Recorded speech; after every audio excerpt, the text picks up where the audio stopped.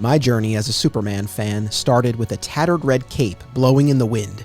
That ending rocketed me forward like a red-blue blur through a decade-long origin story and poignant tales of self-discovery and now fatherhood, and backward to the character's very beginnings. Now, on this podcast, we journey together across time and media to examine the stories that have defined the Man of Steel. Welcome to Digging for Kryptonite, a Superman fan journey. I am your host, Anthony Desiato. This is The Villain of the Story, Part 1B. Joining me to discuss Pre-Crisis Lex Luthor in TV, film, and animation is the host of the KRYPTON Report podcast, returning guest, Tyler Patrick. Welcome back. Hey, thank you for having me. I'm really excited to talk about this. I like this idea of exploring more of the pre-crisis Lex, and we'll get into it more. But yes, and I'll peel back the curtain. Full disclosure for our audience, my original intention, and you know this, Tyler, was for Pre-Crisis Lex in comics and Pre-Crisis Lex in other media to be in one episode. I was going to have it be a double feature. So the first half would have been my conversation with Rich Roney, which people have now already heard earlier this week. And then the second half would have been what you and I are about to record now. But my conversation with Rich hit just under the 2-hour mark. So I was like, let's just stop it there. So we end up with an extra episode. So this is part 1B of our big event. I like it. I get my own episode. It's cool. No, I mean, there's so much in the comics. I mean, even from the I can't even think straight. Not knowing the character spelling to where it was Luthor or Luthor, until they were like one day, like, guys, we got to get this down. You know what? Two things. A, for all of the Pre-Crisis Lex reading that I didn't even notice that. I'm sorry to say, but that actually leads to a question that, funnily enough, didn't come up in those 2 hours with Rich.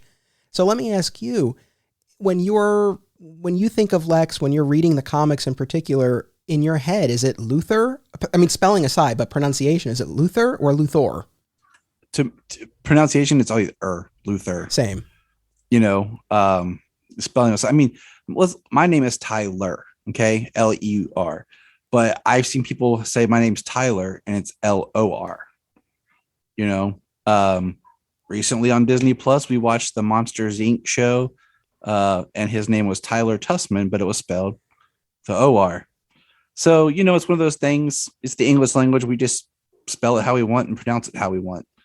Just, if you've ever had to explain the English language to like grade school kids, trying to teach them, you'll realize how stupid it is. Yes, I can definitely appreciate that. No, it's just funny though, because when I think about various adaptations, I feel like a lot of times, especially maybe older ones, you did hear Luthor. It's like there's a harder, like, Luthor, Mr. Luthor. Like, but I mean, you know, and the audience knows how formative Smallville in particular was for me. And that was 7 seasons, well, 10, because they continued to talk about him even after he left of Luthor. So I think that finally cemented that in my head, I think. Well, I mean, it goes to, you know, in Supergirl and in Smallville, it's Kara. Yes. Kara. Then we get to Supergirl, the series, and they're like, Kara. And I was like, what? So I never got used to that. No, and I use them interchangeably sometimes. And I don't know for you, like, I always heard Wonder Woman's mother's name as Hippolyta. Yes. And I've always said it Hippolyta, but then, you know, people said it Hippolyta. And it's one of those things, like, I don't know what one of my pet peeves are. It's like, if you hear something a certain way and then someone says it the other way, you're like, even if they're not wrong. It's just one of my weird pet peeves that I have. Like, when someone says Hippolyta, I'm like, it's Hippolyta. Listen, and I'm with you. I'm with you. Now, one question that I did ask Rich that I want to ask you, I'm asking everyone who I have on for these episodes. I've been describing Lex in my introductions and show notes as Superman's ultimate opponent. But obviously Superman has other adversaries. Where does Lex fall for you? Is he the ultimate opponent, or is he up there, but there are others who can kind of give him a run for his money? Well, I think Lex is the ultimate opponent because it goes back to the name Superman. You know, and they argue, like, what is a man? Who is a man? He is, you know, Lex often, you know, I think one of the best examples of the conversation is in Ultimate or All-Star Superman, when Lex talks about, getting to a physical perfection performance in his mind, and that he, is a human man who has elevated himself. But I think Luthor, he doesn't come from, other big bads come from different facets of Superman's psyche. And usually to have powers that kind of rival in a physical sense. Luthor has that ability to be that schemer who can outsmart him in a deceitful, diabolical way, who can use public opinion. Because Luthor oftentimes, and I think the best Lex Luthor is when he is seen as the hero by so many people, but Superman knows the truth. But he, even as Clark, as a journalist, he's trying to prove it. And so in a way, he's foiling Clark as much as he's foiling Superman. And that's why I think, he is the best, because, he always, like, one of the best is in, Lois and Clark, when Lex boasts about people looking up at him. And then at the end, Clark just hovers above the tower and is like, all you have to do is look up, and he flies off, and, even like when Lex became president, that sleazy politician that just slipped through, Superman / Clark's fingers, and he can never prove it. And I think it's a different kind of foil. And even the fact that he's a scientist. Lex is a scientist, and that's one side of Clark's lineage is from a family of scientists. And even then, like, one of my favorite examples, real quick, since we're talking other media, is in Superman Doomsday, when you have the juxtaposition of Lex talking about how, I cured cancer. Let's slow this pill down and make it a lifelong treatment. And then you cut to Superman, like, I can't figure out how to stop human cells from metastasizing. So you see this, that he's trying. And of course, the Superman figured it out. Here it is. And how Lex deforms, and, the beauty of the science from where Clark's, family comes from, of about giving it to the people. So I think in many ways, Lex approaches Clark and Superman as a villain.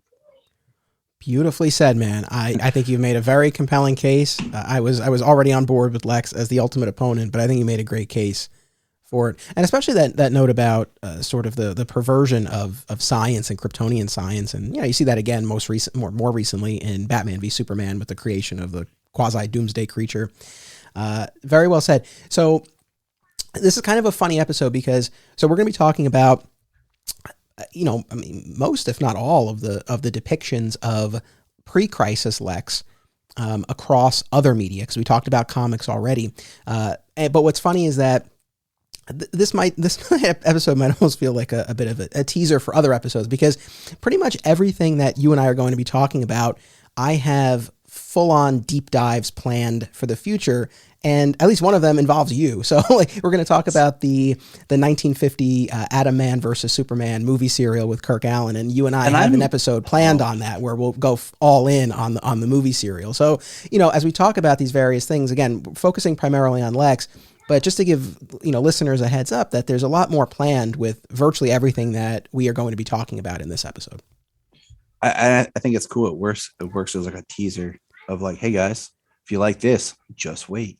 Exactly. Because Lex is a complex character, and especially because, and we'll get into it more here, but just the pre-crisis era, because so many of us have grown up with such great depictions in story and in other media of the post-crisis Lex.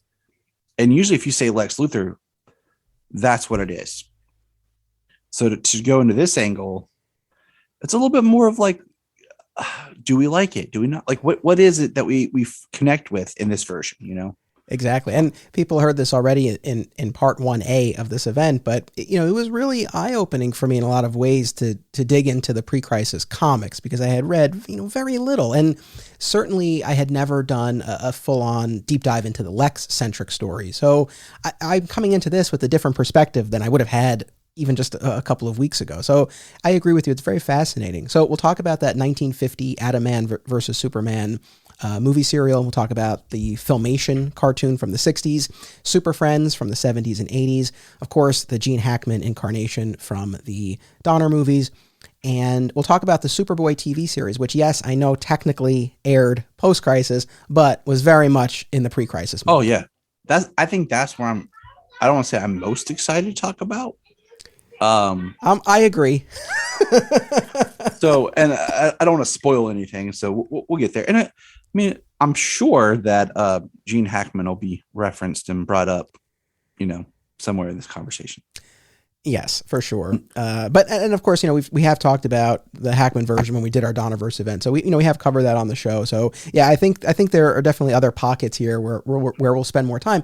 But before we even talk about those depictions of Lex in the series and movies that I just referenced, I'm also curious about where Lex doesn't appear pre-crisis, right? So he is in the newspaper strips, but very curiously, and I don't know if you have any insight or any theories, but not in the radio show, not in the Fleischer cartoons, and the most baffling one to me, not in the George Reeves TV series. The Reeves TV series is the one that I'm the least not a why not. But then I think back and I haven't dropping some news here. Okay. A future episode, we're working on it. We're going to build our own Superman timeline. So we're doing we think all these events, if we had to plot it on one 40-year lifespan. So we've been doing some reading and research and stuff. And I haven't put exactly yet when Luthor became the dominant, that's the nemesis, that's the adversary. And I think that maybe we hadn't gotten there yet. And we'll why he's not with George. And I'm going to use the first names because sometimes I slur words and I don't want someone to think that I'm saying, the Reeve thing. And we'll get there when we get into the serials of why I kind of think that we weren't there yet with George. But I also look at what Lex represents in the time periods. This is the 1950s. What is America? We don't want to look bad on anything. But at the same time, Luthor is primed for that B movie villain type thing. So it's interesting. It is interesting. It's interesting if you think back. Let's go to somewhere not as far ago, the 1990s, when John Wesley Shipp's Flash came out and they didn't want to do any of the big villains. And then halfway through the series, they started doing some villains because these concepts they had for TV, just the show wasn't doing that well. So they had to bring in, Captain Cold, Mirror Master, the Trickster. Yeah. So, I'm not sure, honestly, but it is one thing I would like to kind of dive into. Why that wasn't explored, but at the same time, who were Superman's kind of villains? Because the TV show starting to it's one of those sliding periods where I feel like sometimes the television or media is over here where the comics are here. So the media is about a couple years behind, trying to catch up with where the comics are. So we are getting into Silver Age stories, but we're pulling Golden Age for our TV show. If that makes sense. That totally makes sense because that period of time, I think the George Reeves show was, 52 to 58 generally, I think. So that is that kind of nebulous period while we're kind of still technically, it's sort of that nebulous period between golden and full on Silver Age. So your point is well taken and that tracks. I guess the reason why I'm surprised with Adventures of Superman, and people, know I did a couple of massive episodes on this a while back, and I'll revisit it again in the future because I fell in love with the George Reeves show. But it's just so, because they were so limited in terms of what they could do on screen, it feels like Lex would be a perfectly, in keeping with the show adversary. And if there's one thing that I wish the show had been able to do is to have recurring villains, any kind of serialized plot line. Not that I would expect it, to the extent that we get today, but even if Lex popped up once or twice a season, and we'll talk about the serial, but the fact that Lex was in the serial. So there was a very recent precedent. Although maybe on the other hand, maybe that made them less likely to do it because they felt like they had already been covered. I don't know. Well, it's been, I think, 2 years, maybe now, we had covered the Kirk Alyn first serial episode and the George Reeves first episode, and they're very similar. Yes. They are very similar. And, thinking about also on the production side of how they shot George's show, maybe having reoccurring villains wouldn't work because of the shooting schedule and style. They had to do these one and done type things because for our listeners who hopefully have listened to your episode, they would shoot multiple episodes in a day because they would just go to one location, say like the Daily Planet. They would shoot scenes for like a couple of scripts that all take place at the Daily Planet. And they would do that at the different locations, and then they would edit it together later. So they were shooting, more than one episode at the exact same time. And that could be like if episode A had the, Luthor that they didn't, shoot because of scale. I don't know. I'm just throwing that out there as a thought. Yeah, no, but again, I think it's interesting. Of course, we're going to spend our time on where Lex does appear, but I was just thinking about, these instances, famous ones where he's noticeably absent. I guess the radio show is another one where it's surprising given how long it ran. Like you would think that at some point they would do it. Now, I'll be honest, when we talk about gaps in Superman fandom, the radio show is definitely still one for me. I've listened to the first telling of the origin, nothing else. What about you? I've listened to a handful of episodes. Like I used to have a job where I drove a lot. And so when I was driving a lot, I would listen to a lot of podcasts. I'd listen to like the radio show that they even had like a podcast feed for all that was the radio show. Yes. And I enjoyed it. But it was also weird because like you had to get used to the commercials and everything that happened in the radio show broadcast. So I've listened to some, and it's another one of those, like I found some more to listen to, and it's fun. Like it's a different kind of medium. Did you ever listen to any of those new Batman ones that they had done on HBO Max? I have not. I did like the first 3 episodes, and it was cool because it was really done in that style of being a radio show, not an audio drama. So it was neat. But yeah, as far as another gap in fandom, is the radio shows. And I hope to one day, kind of close that gap, as well as I'm in the process of closing that Superboy gap. Thanks, Tubi.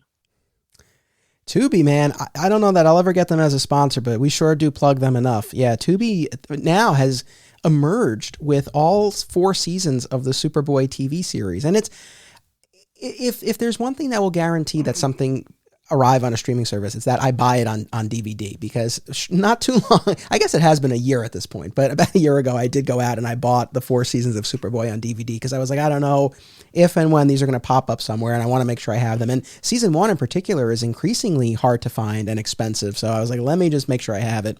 And then recently they all popped up. I bought that years ago just because on that, when Superman Returns came out thing. But yeah, it's the same thing. Like it was weird because like with Lois and Clark, you could find season 1 easy. Yeah. But the other ones I had to track down, and I want to buy the Superboy on DVD because certain things I want the physical media. But with Tubi, just real quick, like it's now has, I was looking on it. It has the old Shazam.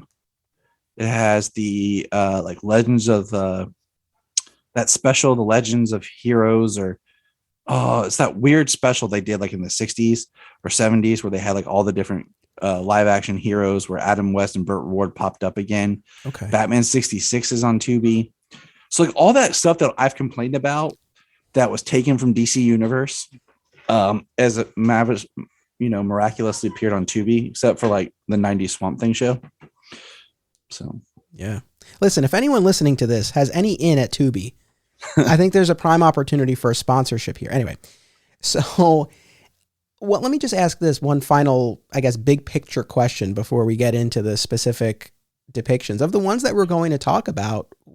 I mean, maybe we can put the Gene Hackman one aside, or maybe not. I don't know where you land on him. Who is which depiction in these pre-crisis iterations resonated with you the most? Did you feel represented the best of Lex pre-crisis? I found Lyle Talbot to be probably the most interesting. Oh, okay. From the serial. Yeah, and I think that's because I have watched a handful of serials, some of them out of context because you're like, what was this one on? And then I'm about to watch them all because you and I are going to deep dive, and I bought the DVD set, and that's one of those things I've been wanting to buy. But there's something about his calculating coolness, but also like he was pre-crisis, but at the same time, I feel like he was an inspiration for post-crisis because there's some resonance in there, and we'll get there. But I liked him a lot, and I can't wait to touch on Sherman Howard. Yeah, from the Superboy show. So I watched in order essentially. So the Superboy ones are freshest in my mind. But even if I had watched those weeks ago, oh, they'd be right there. They really made an impression. Not a great one, but they really made an impression.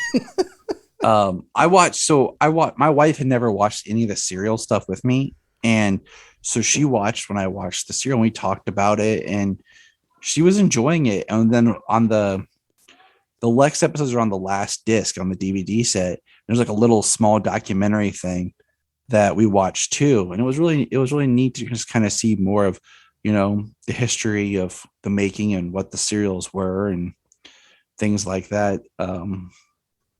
Gotcha. I really there's his Lex is interesting. It's the forgotten Lex, or it is probably the number one forgotten, and then number two is Scott. You know, Scott Wells from the first season of Superboy. Yep. And then number three would be Sherman. It's interesting you say that. I was thinking that about Lex, but also about the Superman and Superboy actors. I mean, you know, a lot of times when you see these lists, if there's someone who's omitted, it's usually Kirk Alyn or one or both of the actors who played Superboy. So yeah, so it's interesting to talk about both of these in the same episode because the movie serials and the Superboy show definitely get overlooked more than I feel almost any other adaptation of Superman. I just want to do this quick tidbit. If you didn't know, I had a couple years back the honor of interviewing Jim Hambrick from the Superman Museum. He was actually really good friends with Kirk Alyn to the point that Kirk Alyn was the best man in his wedding. And Kirk told Jim, he's like, don't let people forget me. Because, you know, he was looked at as the forgotten Superman. And I, here it's behind my monitor. I have I tried to have a picture in my Superman room of every Superman, and I have a production still of Kirk, because like he is forgotten. And you know, my dad saw my George Reeves, like, oh, the first Superman. You know, I'm like, actually, Dad, no. Yeah, no, that's the thing. And look, is Kirk Alyn in my top 3 Superman actor list? No. But the thing that I appreciate, and more as I do this podcast and I dive into things that were largely unfamiliar to me, including the serials and including the Superboy show, these iterations that came first or broke new ground, you have to give them credit for being there. And it's hard to create something out of nothing. But, once that's there, yes, it's easy to look at it and be like, oh, they could have done this, they could have done that. Subsequent iterations can improve upon what's been there, but you do have to give respect to that foundation. Look, the last Superboy episode that we'll talk about is called Mind Games, and Lex and Superboy get trapped in a mine with kryptonite. Does that sound familiar? It sure did to me when I read the description, because that's one of my favorite episodes of Smallville from season 6, Nemesis, where the same thing happens. Or what about the episode of The Batman where the Riddler and Batman are trapped in a shipping container underwater and have to reconcile and get out? Like, it's a very great bottled episode. Like, hey guys, we need an episode. We got zero money. What are we going to do? Yeah, exactly. So even if there are areas in which I feel these depictions fall short, I appreciate what they did and when they did it and what they were able to provide for subsequent depictions to flesh out. So with the serial, so I guess we'll start there. So that's the first. The first live action incarnation of Luthor. He's still not even Lex at this point, but he's Luthor. Right. And like I said, we're going to do a deep dive. We're going to watch both. We're going to watch and discuss both of the Kirk Alyn movie serials, Superman from 1948 and Atom Man versus Superman from from 1950. So they were each these 15-chapter movie serials that played at the movie theater before the main feature. And Lex, or Luthor, appears prominently, is he's the antagonist in the Atom Man versus Superman serial. Now, full disclosure, I have not done my full watch yet, so I just watched the first chapter of Atom Man versus Superman, which was Superman Flies Again. And then I also watched chapter 11, Luthor's Strategy. And Luthor was portrayed by Lyle Talbot in this. So he was your favorite of the ones that we looked at. Yeah, because he, we see him like operating on a desk in an office. There's a seriousness to him, but we also see him in a lab. And for the most part, Luthor was just a mad scientist. We hadn't gotten developed really into the business mogul that we all know. So I watched it and I was like, I could see where maybe I have no proof on this, but John Byrne saw that or something and was like, Lex is a businessman, and it just kind of stayed in the back of the mind. But there was a seriousness and here you go. You'll like this. He reminded me of Mr. Potter. Oh, from It's a Wonderful Life. Yeah. Exactly. You know what? Oh, it's funny you say that. Okay. So this was not my favorite version of Lex. I felt that he was too serious and too flat for the most part from what I saw.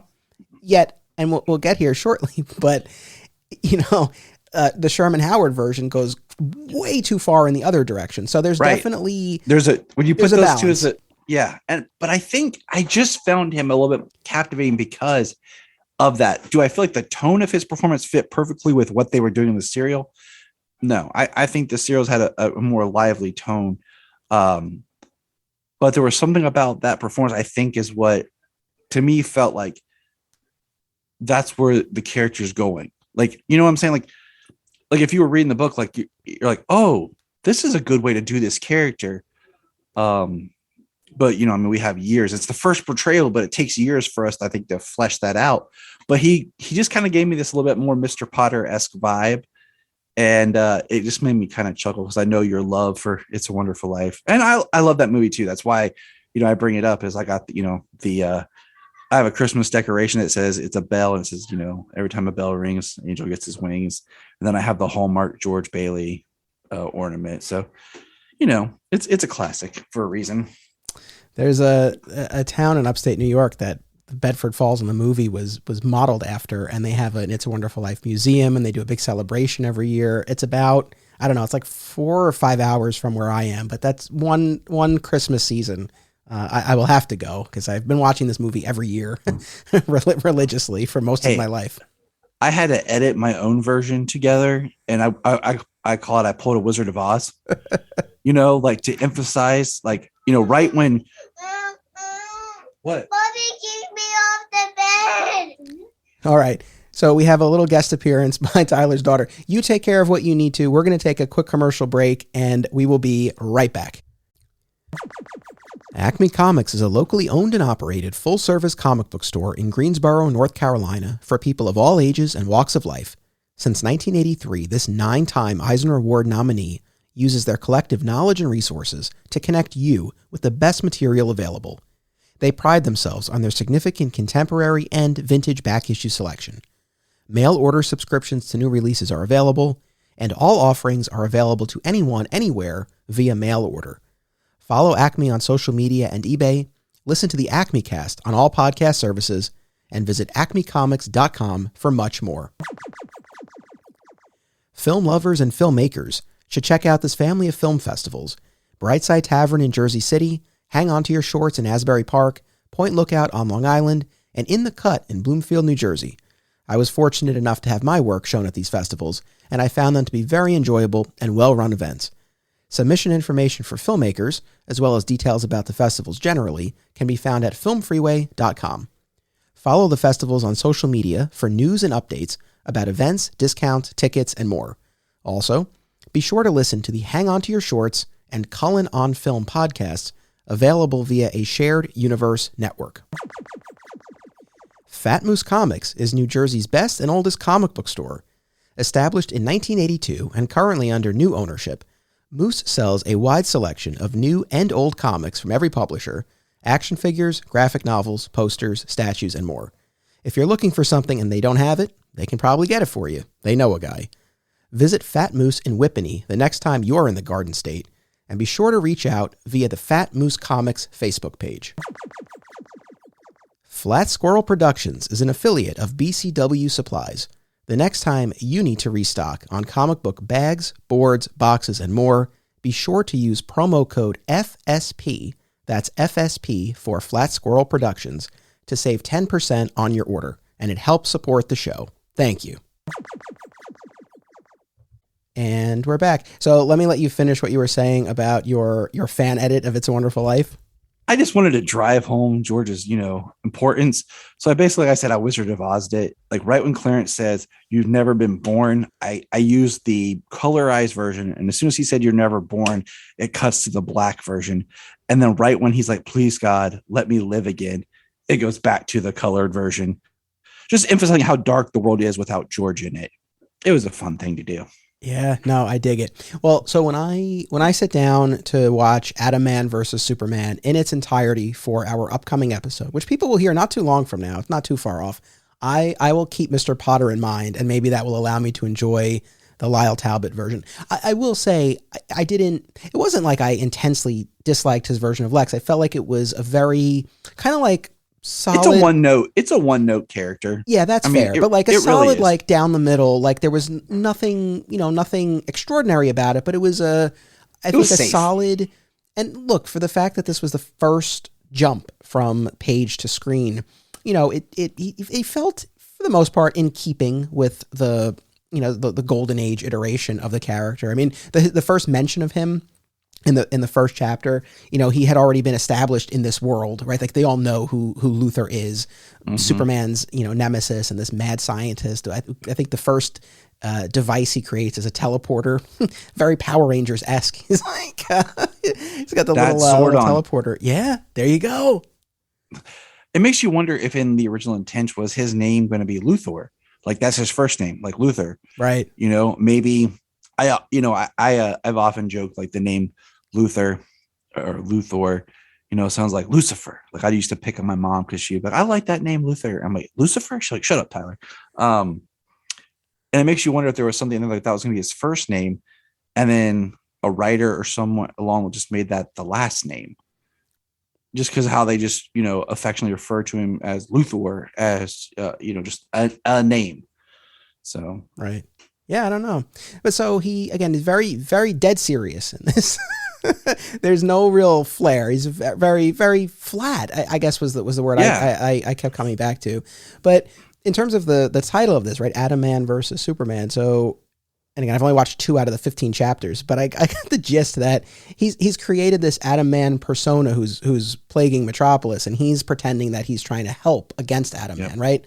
So kind of to your point, it doesn't go as far as what we would get in Post-Crisis, but this idea of him pulling the wool over people's eyes and being seen as somewhat of a hero to the people is, I think does plant a seed for what would come later. I think you're onto that.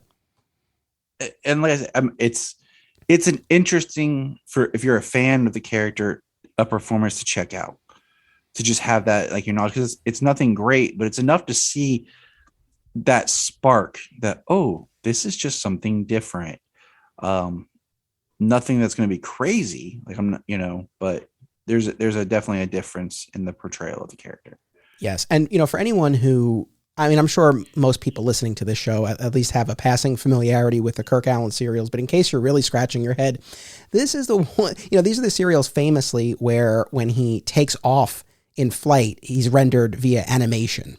So we haven't gotten to the point that we would with the George Reeves show where it's very rudimentary, but at least it's still George Reeves, with this flying effect. So, I know up until now that I have the DVD of the serials, in the past, I think I only saw clips in documentaries and behind the scenes specials. Like that was really it. That was my sole exposure to the Kirk Alyn stuff. I sought them out at the library and I was on a waiting list for a long time for them. And then I got them, but I didn't have enough time to watch them all. And then when they came on DC Universe, we started kind of watching. It was one of those I had, the Serial, Superboy, and the Adventures, kind of like these default shows. I was kind of making my way through all three of them. And they were just things I hadn't got to be really exposed to. And I'm right there with you. It's in a clip, or like, especially that great documentary, that Look Up in the Sky from 2006, hits on that. And they're not easily available. Yeah. So that's I think one of the hardest things about it is because, for a while I could be like, hey, we could plug DC Universe for people to check it out. Now it's like, look for clips on YouTube, check your local library, see where you can find them at.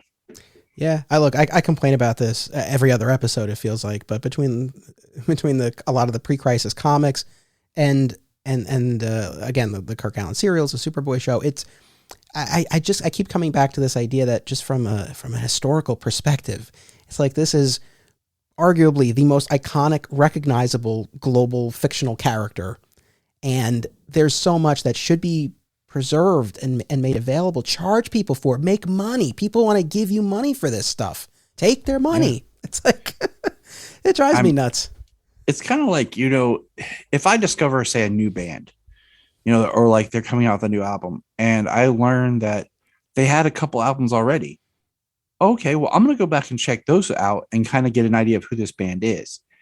And, there's been people I've talked to who like a band, but only like them from like that album that they break with forward, that never go back. And to me, that's not doing the band justice. That's how I look at the character. If I'm only going to start here, maybe I fall in love with this character here, but I'm going to go back and see the journey and experience what this character's been through and where they come from, to at least have an understanding. Maybe that's not my favorite version, but at least I was exposed to a version of the character from a previous time before I met the character. Yeah, totally. And in fairness, I mean, the Kirk Alyn serials, those are currently available on DVD. I don't think it's out of print. I mean, I was able to get it not too long ago, and it's only like $20. So, I mean, it's that there's a very low barrier, to entry for that one. So if anyone's curious, and again, heads up, we're going to be doing a full episode on it. So maybe if it's something that you've ever been curious about, now might be a good time. So is there anything else that you wanted to say about the Lyle Talbot version before we jump to animation? Nah, we'll talk about that when we get there with the serials and really eat the meat, Right on. So yeah, again, final thoughts on the Lyle Talbot. It was definitely interesting. I appreciate what they were able to do for the first on-screen depiction of Lex. I was not blown away, but in comparison to what we would get later on, in retrospect, actually was pretty good. So when we get to animation now, I had mentioned the Fleischer cartoons earlier. Those, of course, did not feature Lex. That was not as surprising. That was so early in Superman's history. There's so few of them. Yeah, there's nothing that in those that really. I think the robots that he fights kind of come up in like wink nod comics throughout history. Like people like to throw those in as just kind of a nod back to that. But yeah, there was nothing in those that was really a villain. And the more we talk and the more I think about it, I think most of his rogues gallery wasn't there till Silver Age, other than Luthor, and it makes me want to do a little bit more research of the prominence of the character leading to the Silver Age. So yeah, no, right on. So we get to the 60s and the Filmation animated series, the New Adventures of Superman. How much a part of your fandom has the Filmation cartoon been for you? I will say 0, because I could never find it. And it was one of those that was weird in the sense, because when you did see packaging, like for example, the Fleischer are in the public domain, and I think everybody sold a copy of that. And it was always repackaged with different cover art and everything. And, it's you'd end up buying it like a couple of times because you thought it was something different. And the Filmation stuff just kind of blurred with the Super Friends. And it wasn't until, of course, later with the internet and the, being able to look back and figure it out, I found the DVDs, and ironically, I can't find my DVD right now. I think it's in one of the boxes. My kids mess with my stuff when we moved, but they think it's funny. But it was one of those I really didn't have as much exposure to, because in my mind it just blurred with the Super Friends. Mm-hmm. And even as we get to with the Super Friends, like just going through how they're packaged on HBO Max, you'll see shifts in changing in the seasons, the style, the shows, lengths, that it ran for a long time, but it really changed itself as it was going. And I look forward to, much like when you did your Ruby Spears thing, like I had bought that on iTunes a few years back because I saw the DVDs at Target, didn't buy them, went back to get them. They were gone, had an iTunes gift card, got them just to have that part that I wasn't familiar with. And the reason why I didn't buy them when I saw them is because I was like, is that one that I already have? They just repackaged it. And of course I did some research. So yeah, the Filmation cartoons didn't play the role in fandom, but they're another part of that gap. And it's kind of exciting. I'm going to throw this out there to still have something to be intrigued by with the character that I haven't been completely exposed to. So to say like, hey, I got a few, I'm going to watch all the George Reeves straight, because I know there's hit and miss. I have rewatching all the serials straight, going back to the Filmation cartoons and the super, like it's exciting because it's something I don't have the complete history of, even with all the knowledge and watching that I have done. I know, man. Like, that's the crazy thing. And I don't know what people think as they're listening to this, but it's like, we are two Superman podcasters. Now, you've been at your show a lot longer than I've been at mine, but, two Superman podcasters, fans for decades. We've read and watched so much stuff, but it's such a rich and vast mythology. Like, there's still, even for us, for all the time we've devoted to this, like, there are still things to explore, but that makes it fun and exciting. I don't know, we might not be doing Superman podcasts were it not for all of this. I mean, you could still find other angles and things like that, but that was what excited me about doing the show in the first place, was like, man, there's, I could talk Smallville all day long, but like, there's so much other stuff. It's like, and now this is an opportunity. It forces me to finally get into it. I'm going to jump on that bandwagon as we move along, because I got some more things to say about that excitement, that you speak of. Right on. So. I'll say for myself, for Filmation, not entirely dissimilar from you, with one exception. And someone out there will probably know what I'm talking about. There was at least one VHS compilation of the Filmation cartoons. And I remember, I have a vivid memory of renting them from a local video store. It shows my age. When I was a kid. It wasn't a Blockbuster. It was like a local, like mom and pop shops store. Are awesome. Yes. Just throwing that out there. Yeah. And so I remember it was on Central Avenue in Hartsdale, where I grew up in New York. I remember it very specifically. And I remember that theme song and it's Superman, like that's ingrained in me. But, until the viewing that I did for this, could I have told you much else about it? No, I really couldn't. But I at least had seen some on VHS. And I remember it had, and I've seen people writing about this online, so clearly this made an impression on a lot of kids. The VHS, at a minimum, had the Parasite episode. And it wasn't the purple parasite. He was like, I don't know, like a circus strongman or something like that. Like, he was just a guy. And I still remember that. So, again, I have some memories, but it's not something that I've ever really gone back to until now. I don't know that I would do a full-on podcast episode about it. I know Dan Greenfield from 13th Dimension, who's been on the show before, he loves it. So I know he's game to do it. I probably will. I might do like a segment. I don't know if I would do a whole episode. I don't know, but it's, they're out there. They are on DVD. I have the same DVDs you do. That's essentially, they call it 3 seasons, but it's collected on 2 sets, and it's a total of 68 episodes, but each episode is 6 minutes. Yeah, which is great.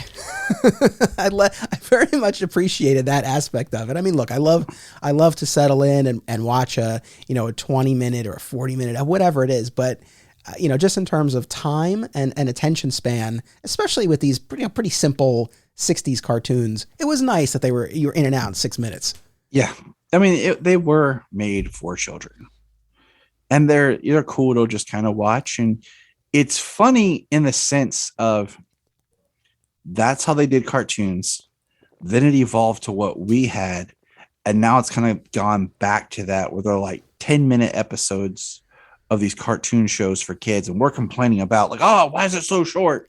You know, but it's like, that's how it used to be. But we grew up in the age of like the best, like complicated structure and storytelling for, you know, cartoons that were worked on multiple levels. I think that's why they endure, but that's another whole rabbit hole. Well said, man. So the Filmation episodes specifically, my voice cracked there. It still happens even after all these years. Still get those cracks every now and then. Yes. You're like, then you gotta say something a little manly, like, yeah.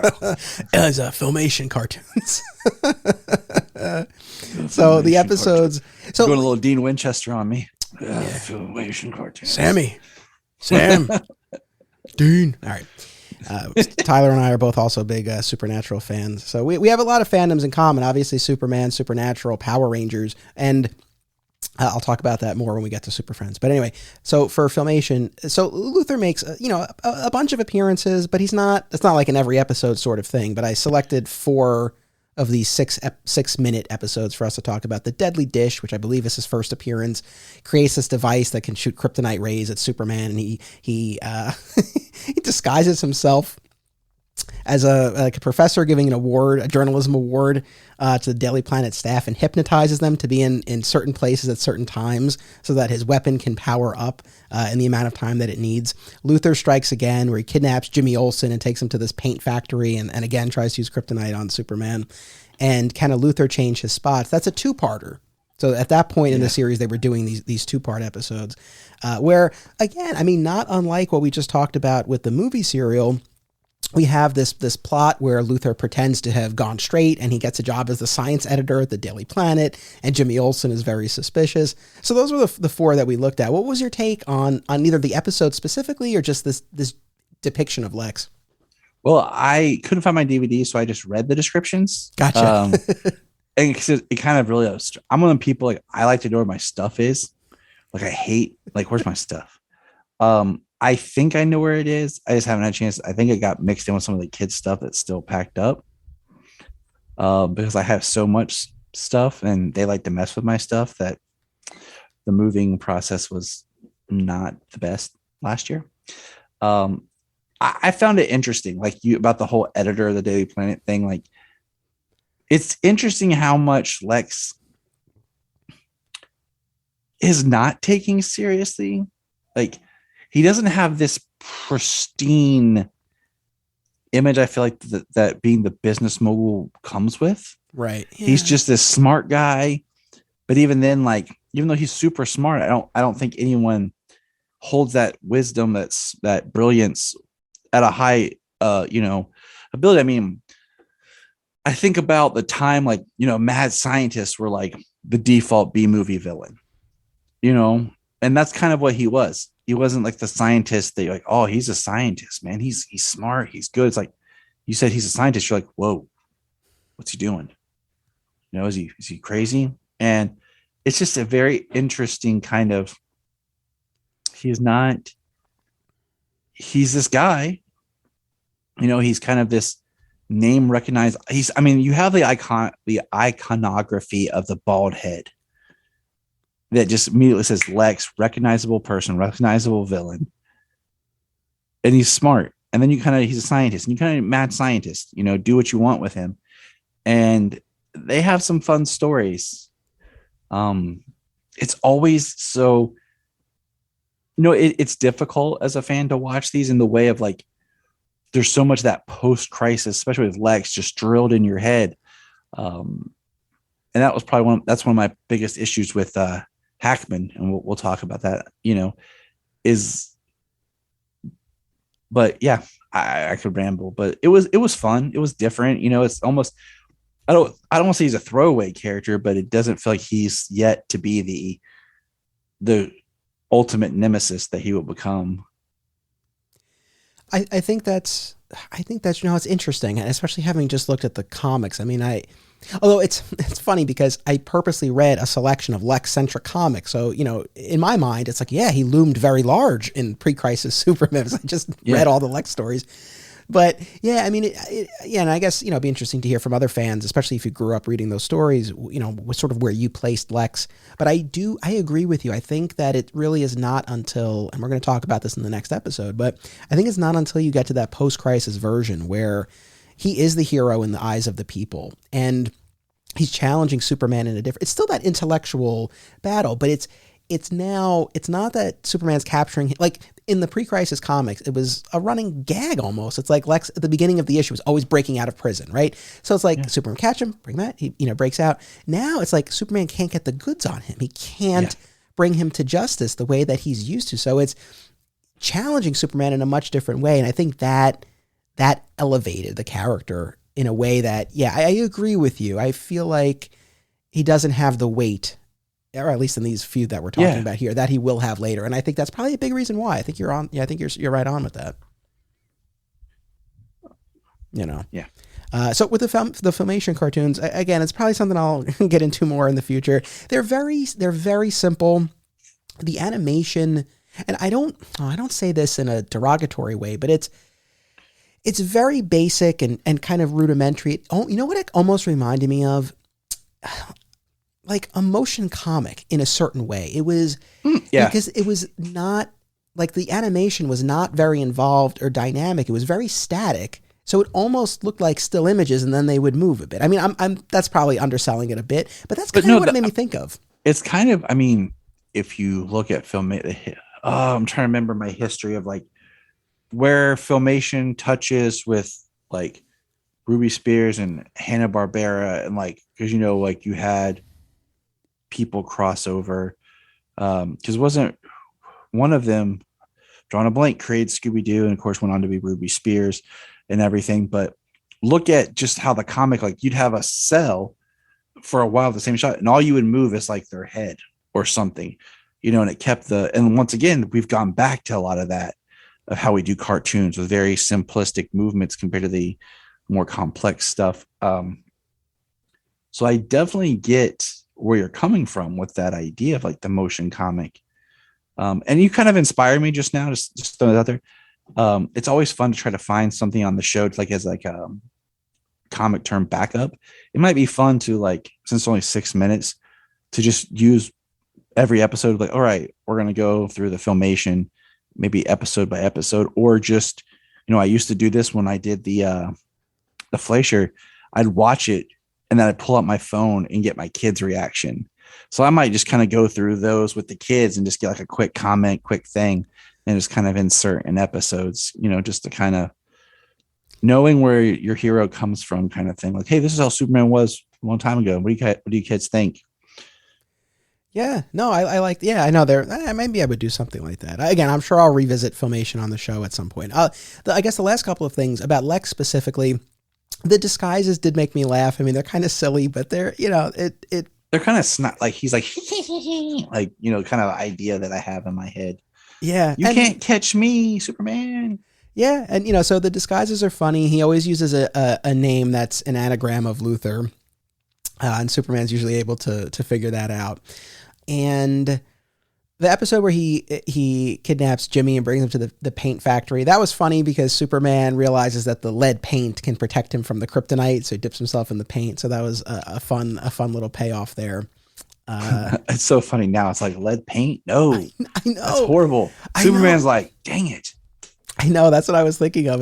But again, we're going back to the 60s here. So again, I mean, I think a classic depiction of the character. And kind of on that note, this is what I wanted to say about Filmation generally. The Fleischers were, I mean, gorgeously animated, but again, there's only a few of them, and again, those two were short, and didn't. I mean, we did have the Daily Planet and Lois. We did have some of the supporting characters, but not to the extent that we would have on Filmation. And certainly, soon enough, we'll get to Super Friends, but that's an ensemble, and it's not like Clark and the Daily Planet cast get much play. They get some over the course of the series, but that's not the focus. And, we're still decades out from the Ruby Spears cartoon and then the Bruce Timm show of the 90s. So, I look at the Filmation and it's like, this was a full on dedicated Superman show, 6 minutes, but still, and you got the core cast and you got a number of the classic villains. So, it earns its spot in the canon. When you look at the culture of the time, you look at the style of cartoons at the time, it fits in perfect for what was going on. It's just like, Filmation.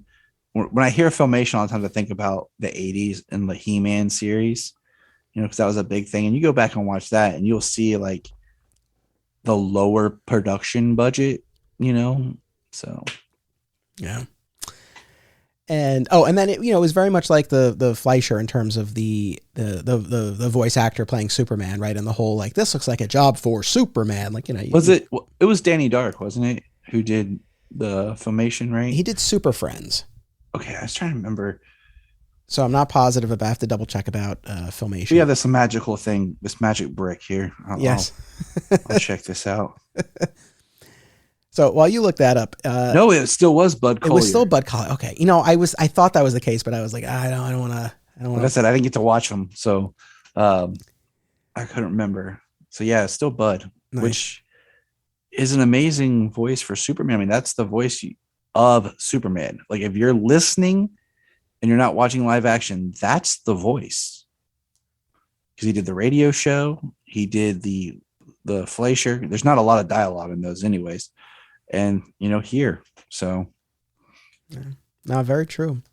So we move from the 60s into the 70s and 80s, and since we're still talking animation, we'll jump over the Gene Hackman version for a moment, and we'll go to Super Friends. Now, the first episode of this podcast, following our big Lex event that we're in the midst of now, is a deep dive into the Superman-centric episodes of Super Friends. And I already recorded it, and it was so much fun because talking about gaps, like that was a gap in my fandom. I had seen very, very little Super Friends as a kid growing up. So that was a ton of fun. So that's coming up. That's a big episode coming up right after this Lex event. But you and I watched, again, a handful of Lex-centric episodes. History of Doom, where we get a telling of Lex's origin that's straight from the pages of Adventure Comics. And I like that, because I guess one thing I like about Pre-Crisis Superboy is it was written, a lot of it was written by Jerry Siegel. Not all of it's credited to Jerry Siegel. And that's a whole nother conversation about how DC did him dirty at the time. And so a lot of the Superboy stuff came from him, and a lot of Superman's common elements that we think about, especially now I'm drawing a blank, man, put me on the spot, came from Jerry, but came through the Superboy comics instead of in the Superman comics. There is a great episode of a podcast that I listened to, Bob Fisher did, called Superman Forever. He hasn't put out an episode in a long time, but he would go and do these history type lessons, and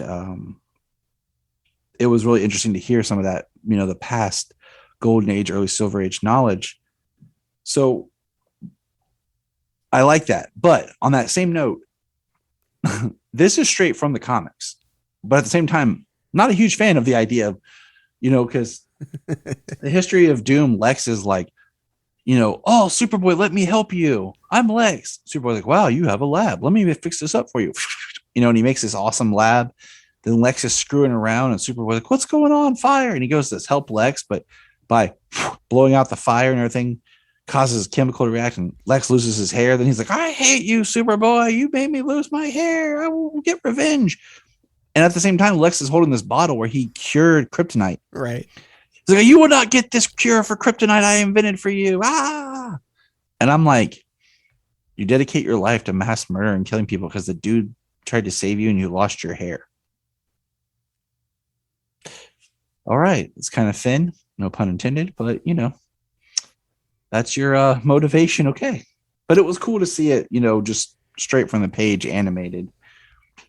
I, like yourself, I've never been a huge fan of the way that Silver Age origin plays out. However, and I won't go through the whole thing because I talked about it in the last episode, but what I've come to appreciate is I really do like when there's truly a personal grudge and animosity between the two of them, a personal history, a personal relationship. And this, I think, goes back to what I was saying before, that, this first iteration of it is not particularly compelling through modern eyes. Maybe for kids in the 60s, it was like, oh, this, I can't believe it. Yeah.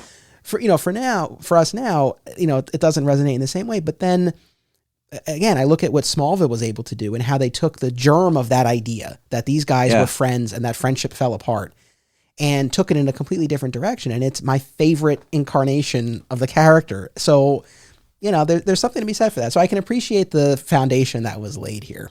I think it's also, I've never been a fan of Clark Kent full on costume Superboy going around doing everything. I think I understand why they did it. Okay. But I like this Smallville idea of Clark doing stuff, but being hidden, keeping himself, quiet, not wearing the costume. And that leads to his journey and the ascension of putting himself out there in the costume as Superman. There's more mythicness to that. Also, if you're any type of reporter, you could figure out who Superman's is because you just trace the adventures of Superboy. And I've often made the joke of like, when did he switch? Like, when did he wake up one day and go, today I am Superman? And they're like, hey, Superboy, no, it is Superman now. Okay. Superman. It's like Superboy officially changed his name to Superman. Like, was it his 18th birthday? Because if that's the case, the Superboy TV show is really out of trouble because, but anyways, like, it's like, today I am a man, Mom. I am Superman. Okay, honey, here's your cake. Go to school. Mom, take me serious, Well, not to give another tease, but I've mapped out a lot of next year of this podcast, and we're going to be doing a huge Superboy event, and I might even rope you into some of it. We'll talk off mic. But so I'm going to get into that. But you and I are very much, like, almost entirely on the same page. That's always been the issue that I've had with Clark operating as Superboy, because, and look, I've talked about it, but when we talk about the origins, like that moment of deciding to step into the light and to become Superman, I mean, that's one of my favorite parts of his journey. And I feel like it's just completely undermined if he's already been Superboy. Yeah. But at the same time, I appreciate how the Superboy comics like introduced so many aspects of the character that I love. Yep. So I'm so torn. It's like very confusing. Yeah. That's why I'm like, that was Earth 1. We're good. Or Earth 2, because this golden age was Earth 2 and all that fun stuff. But I totally agree because it's comics. But I like, my son hates when it's like, it's Superboy. That's not Superboy, Daddy. That's Superman. I know, kid. Okay. But it's called Superboy. Because he's like, well, no, that's not Superboy. I'm like, all right, get off my back, man. I'm not the one who did it. So jumping back to Super Friends. So this Hanna-Barbera cartoon series from the 70s and 80s. So we looked at History of Doom, which again gave us Lex's origin straight from the comics. Lex Luthor Strikes Back, a very Lex-centric episode where he breaks out of prison. And we're now, and we can get more, specific with each of these. I just want to give a quick rundown.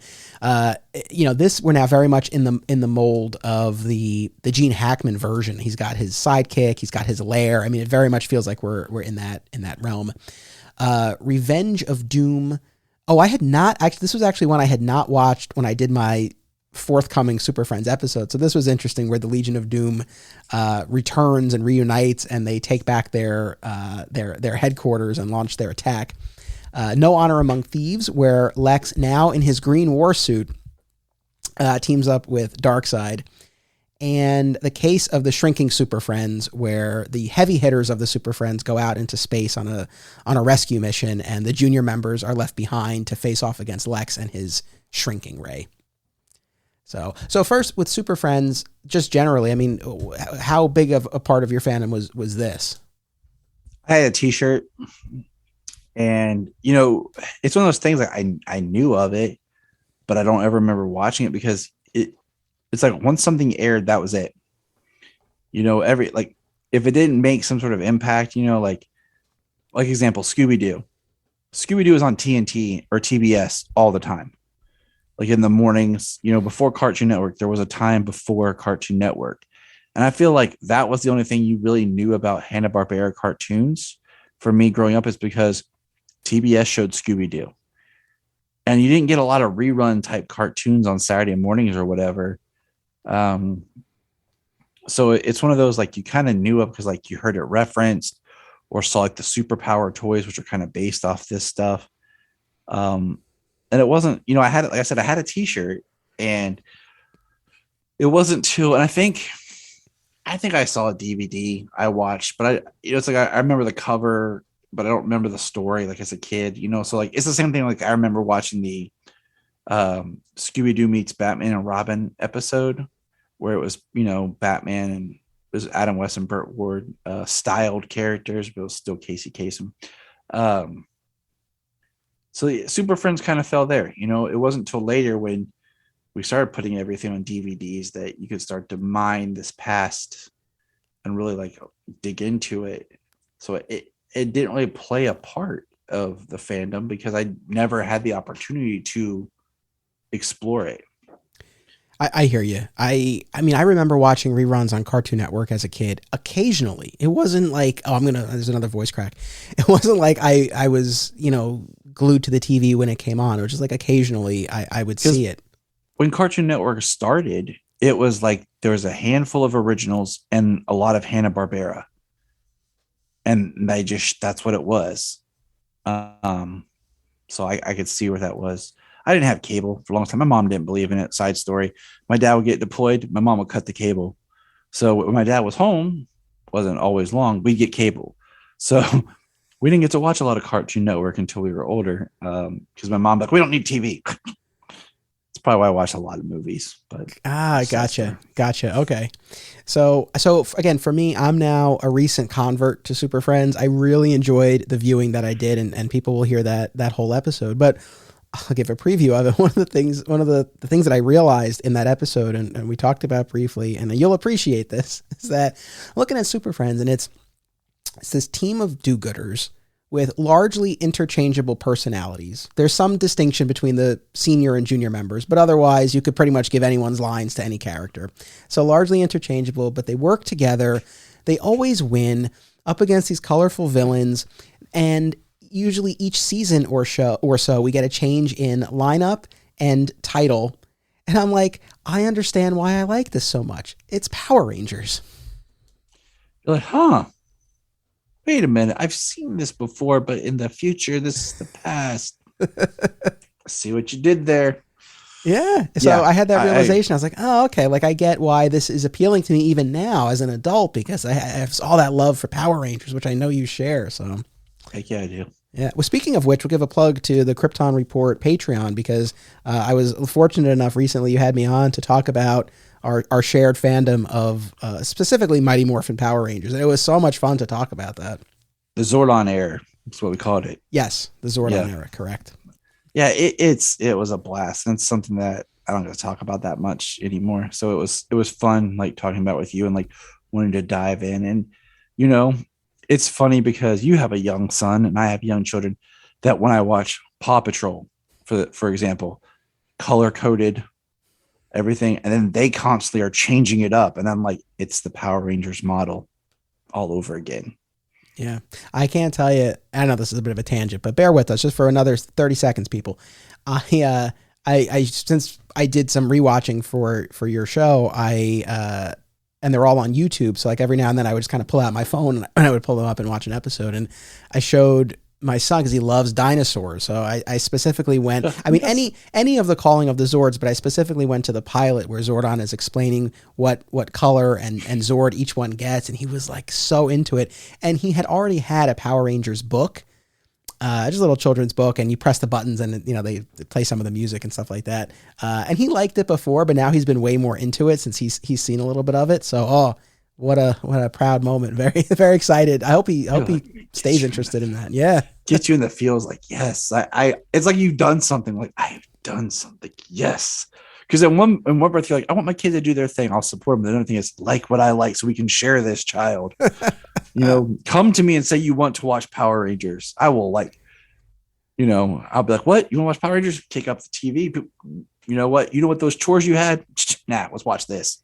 That's the thing. It's like anything he ends up getting into, like dinosaurs, man, I've learned so much about dinosaurs that I never knew, where maybe I did and I forgot. I've learned so much.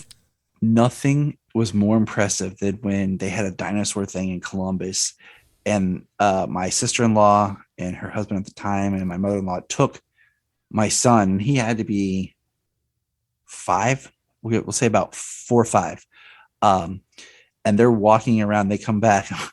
They're like, yeah, we were looking at this one dinosaur and we were like trying to figure out. And he goes, it's Parasaurolophus. And that's a Pachycephalosaurus.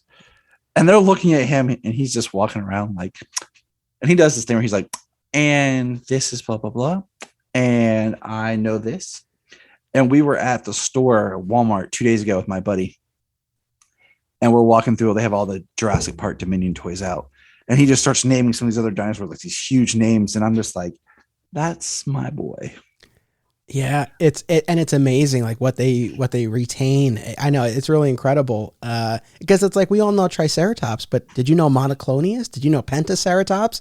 I do now. Some of them, I swear though, some of them I'm like, are you just making stuff up? Because I'm like, where are all these species coming from, people? I mean, I know, but this is really a tangent, but hopefully people are still here. Hopefully they're cheering us on, like, exactly. Where are all these dinosaurs from? Well, that's, I think, one of the biggest things one of my biggest takeaways with all of this dinosaur business is just any variation. It's an entirely different classification. It's not just like, oh, it's a triceratops. I mean, well, tri is 3. So maybe it's a deformed triceratops or, something like that. Nope. Whole new species. Yeah. There's some at the final thing on this tangent is at the Bronx Zoo currently, they have this really, really cool dinosaur exhibit where they're life size and they're animatronic and it's really cool. Is it the Jurassic Quest? No, I think they just call it Dinosaur Safari. Okay. I think is what they call it. But so we've done that once. We'll go back, but oh man, it was really cool. And he was into it. He was a little scared though, because he's never seen them like that. So, right. Because we've done there's another park, like a state park that has a dinosaur exhibit, but they weren't that large and they didn't move. So this was a whole other level, but it was fun. It was really fun. We'll go back. This concludes the dinosaur section of our podcast that you could probably edit into its own podcast. Yeah. Welcome to our special Patreon about dinosaurs. I feel like any parents hopefully will likely identify with that, or maybe you're just a dinosaur fan yourself. So with these Super Friends episodes and this version of Lex, I mean, what takeaways did you have? Did you like what you saw? Did this? I thought he was fun, but I loved in Luthor Strikes Back where he switches places with Lois. Yeah, and Superman's like, let me use my sight to see. That's really Lois, and like they use a mask. I'm like, just a mask, and they were like, it's Lex Luthor, and Superman's like, nope, it's Lois. He's just a mask. Nothing else is different. But I thought that was hilarious. And then the No Honor Among Thieves, I love because it's a classic Lex Luthor trying to overthrow Darkseid. And I thought that was just like, we see this in comics now. And we just reviewed Neil Adams' The Coming of the Superman. And in it, Lex tries to trick Darkseid.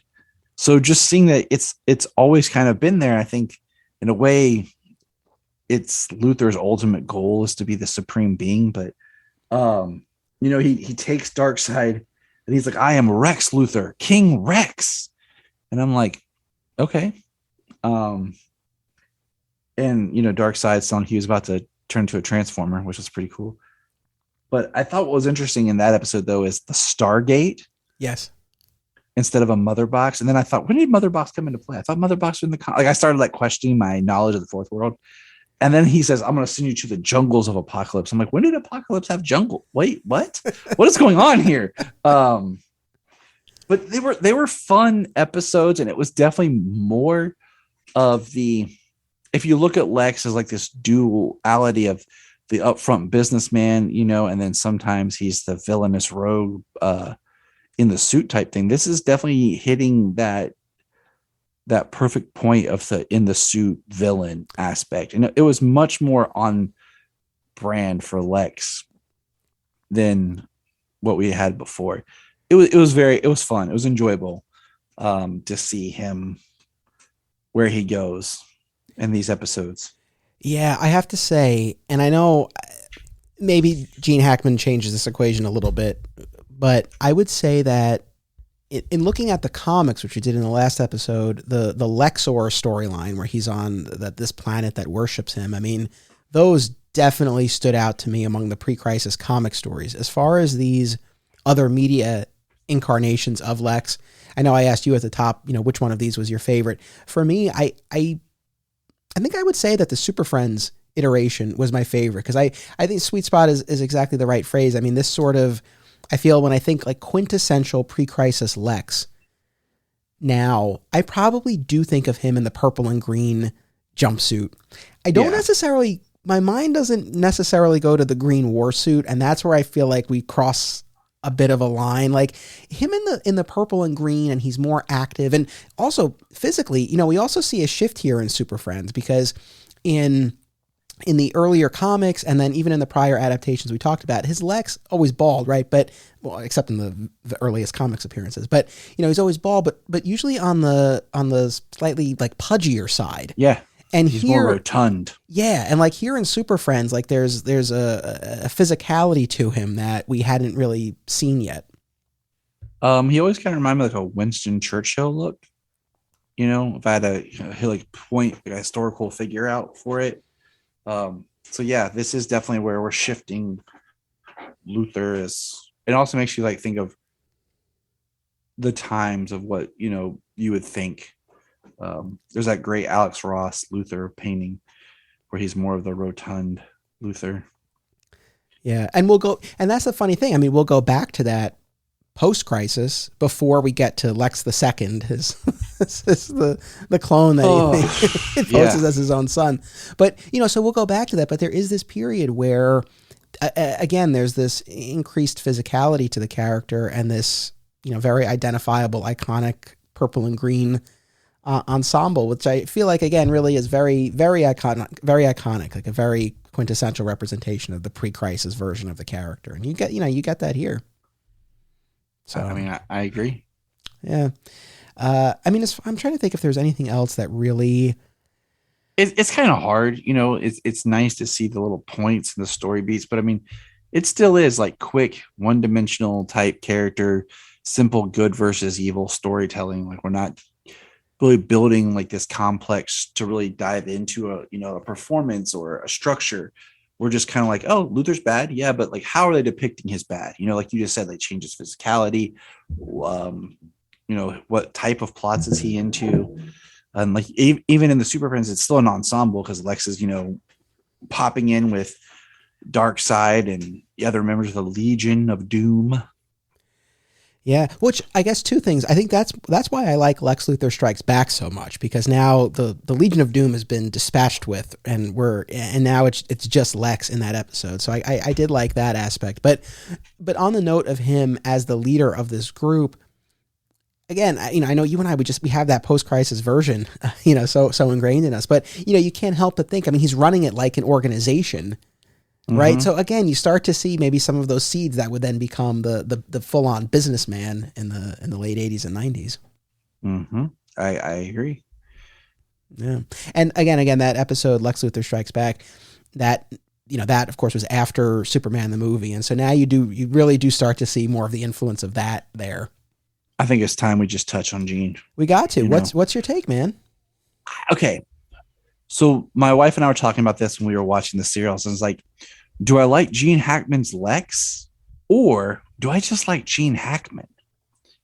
And I kind of felt like I gave you major plugs for how you described, the Superman being the God among men type things compared to the man with godly powers. And my wife, like, it clicked for her, just like, yes, she's like, I agree with that. Like, she's like, that makes it so much better of an experience with these characters.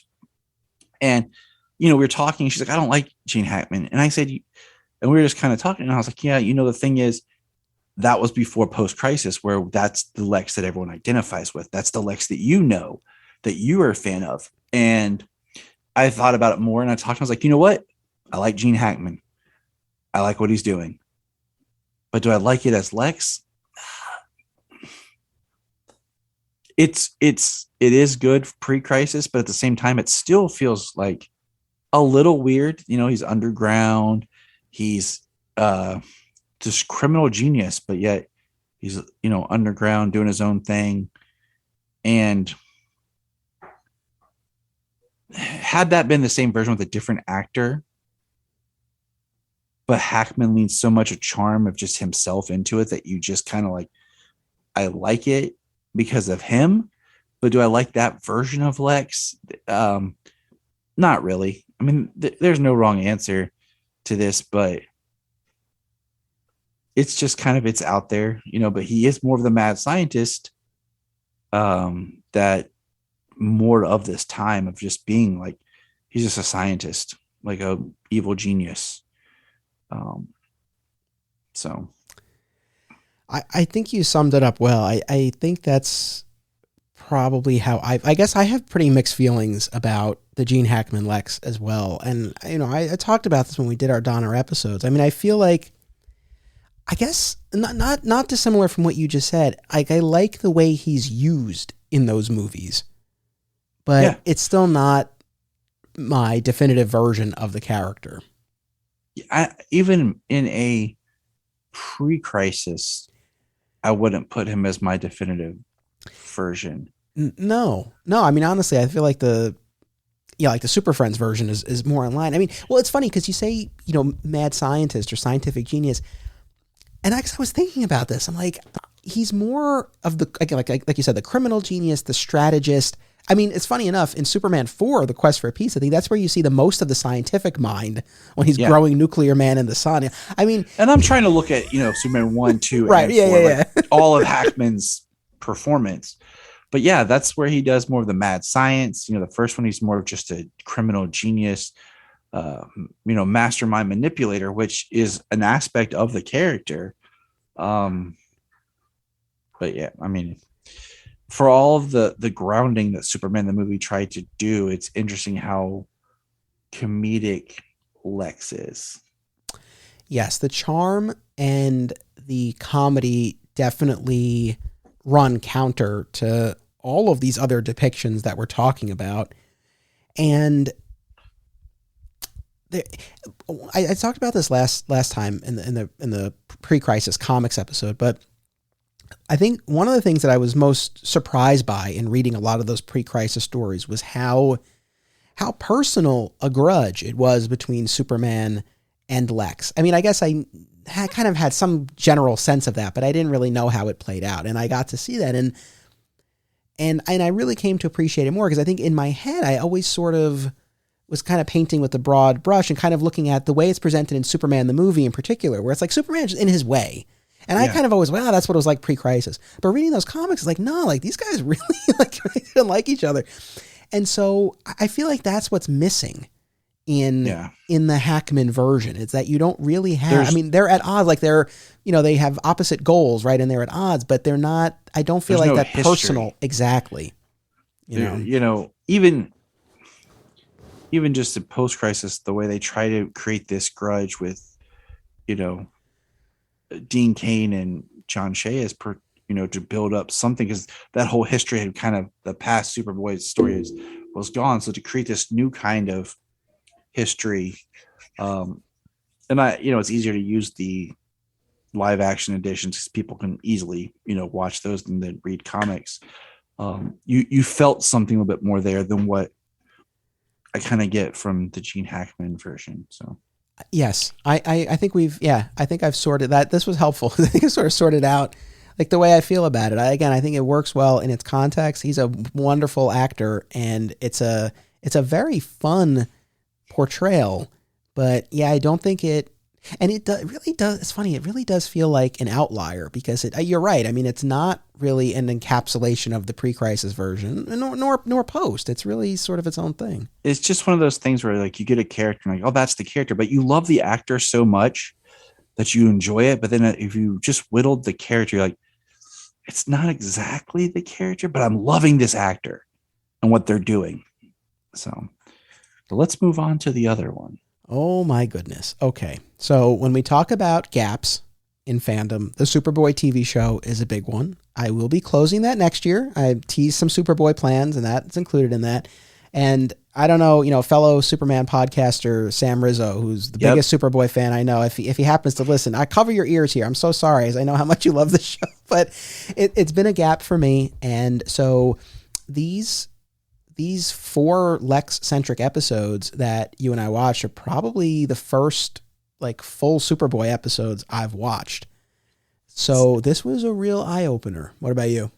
Every podcast I mentioned Superboy, I have to bring up Sam. I got to interview Sam a few months ago. We've talked online before for a while.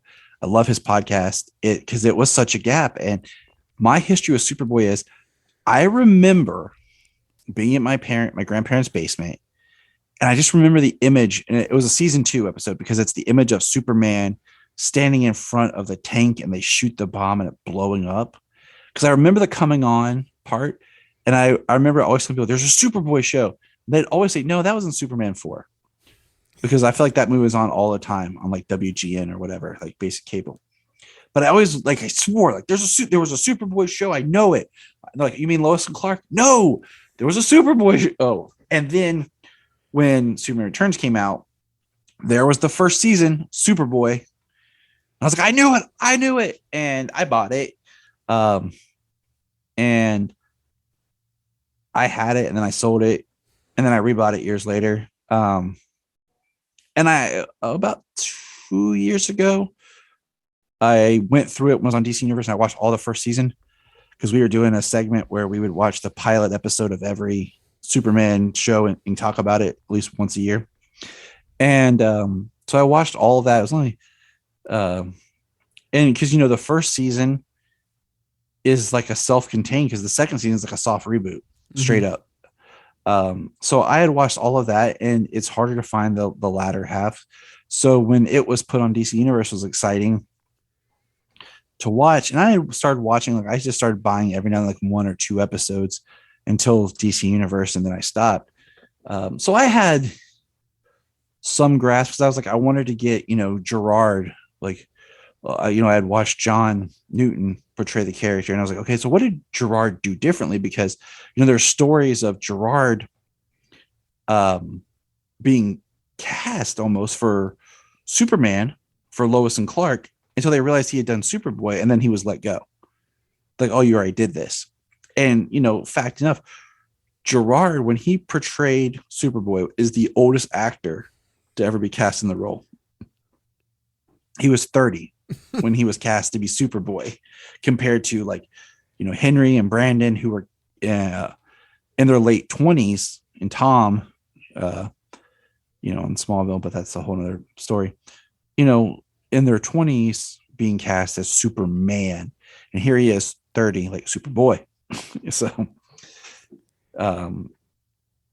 I don't have any vast knowledge. I've gained more just talking with Sam, listening to his podcast, and then I wanted to watch it all, and then it was gone. And then, recently it came back up on Tubi.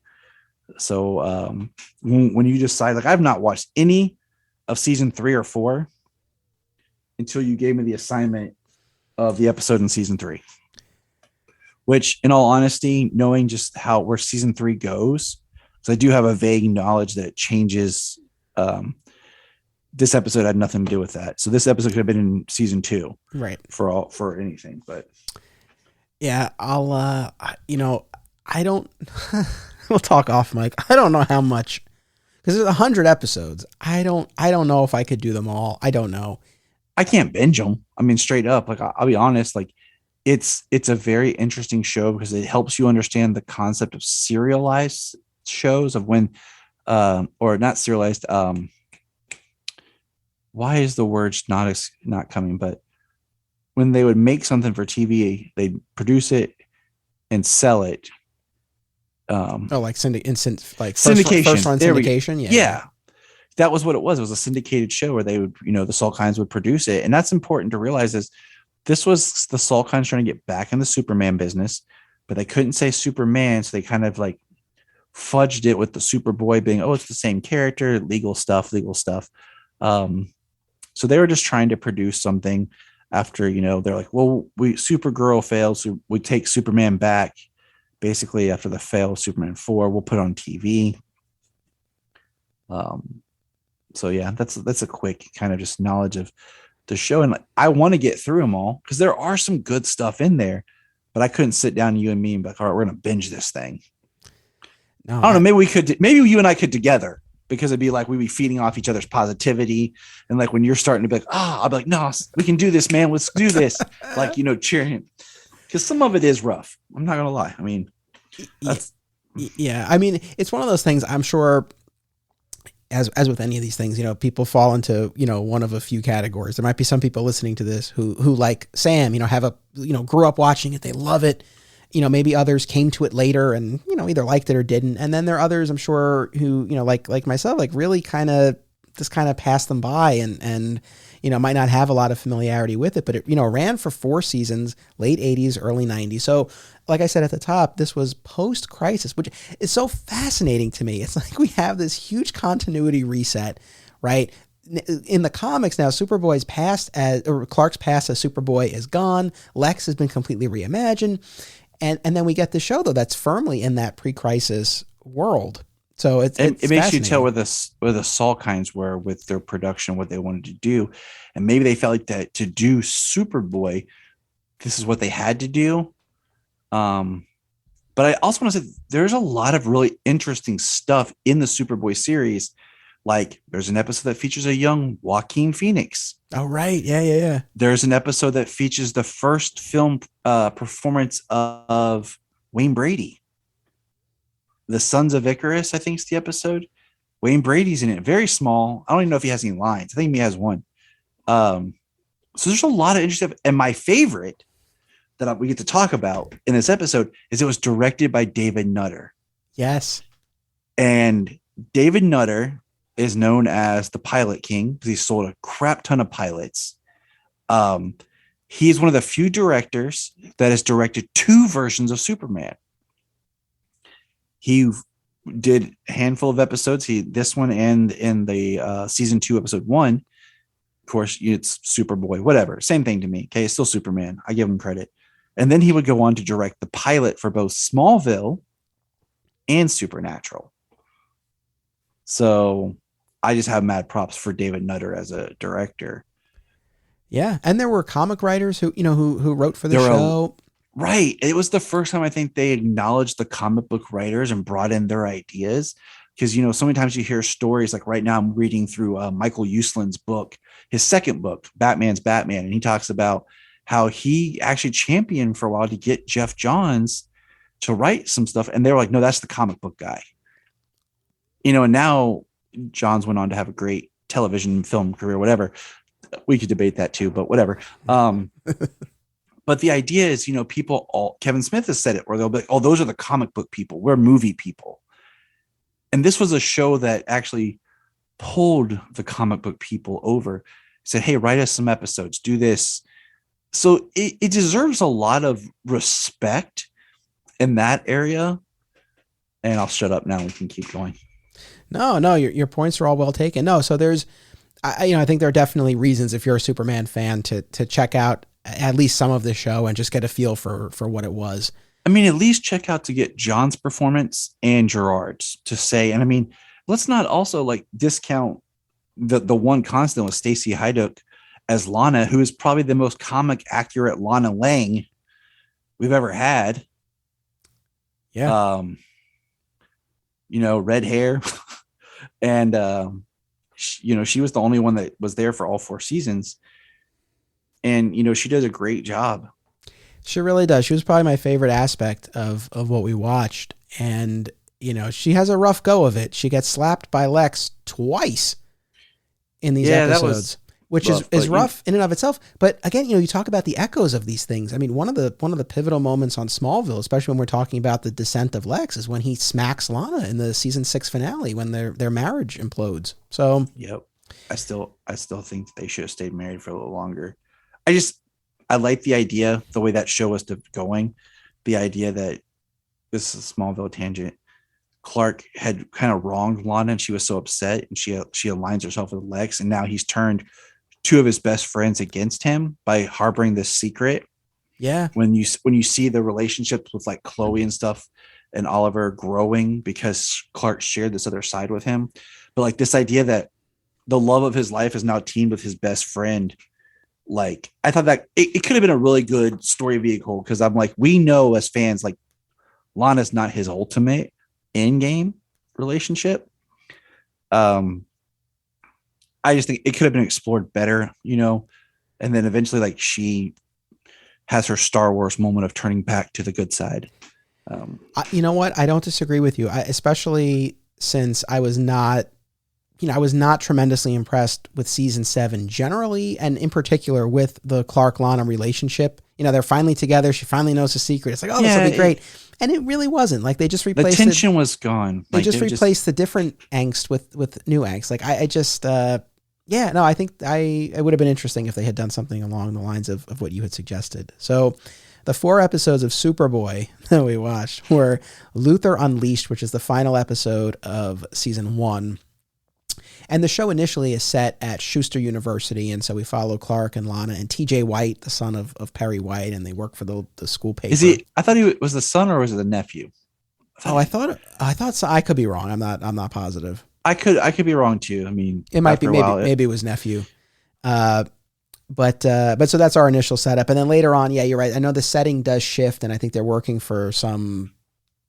They're working for like a government agent. Like they were going all X-Files in the last 2 seasons. Yeah, but so that's later on.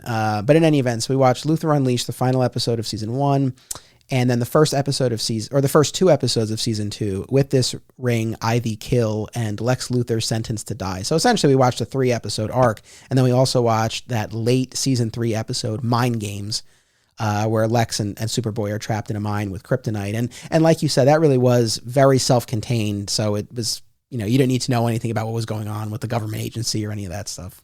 It's a great episode if you just want to give someone like who these characters are in Superboy. It's a great one to go to. Your three core characters are there. You get to see what Lex is like, and you get to see what Superboy is like. With the Luthor Unleashed, it's interesting because Scott Wells portrayed Luthor, and he's very much an 80s preppy pretty boy. He looks like he would be best friends with Zach Morris. Yeah. Or they'd be frenemies or something,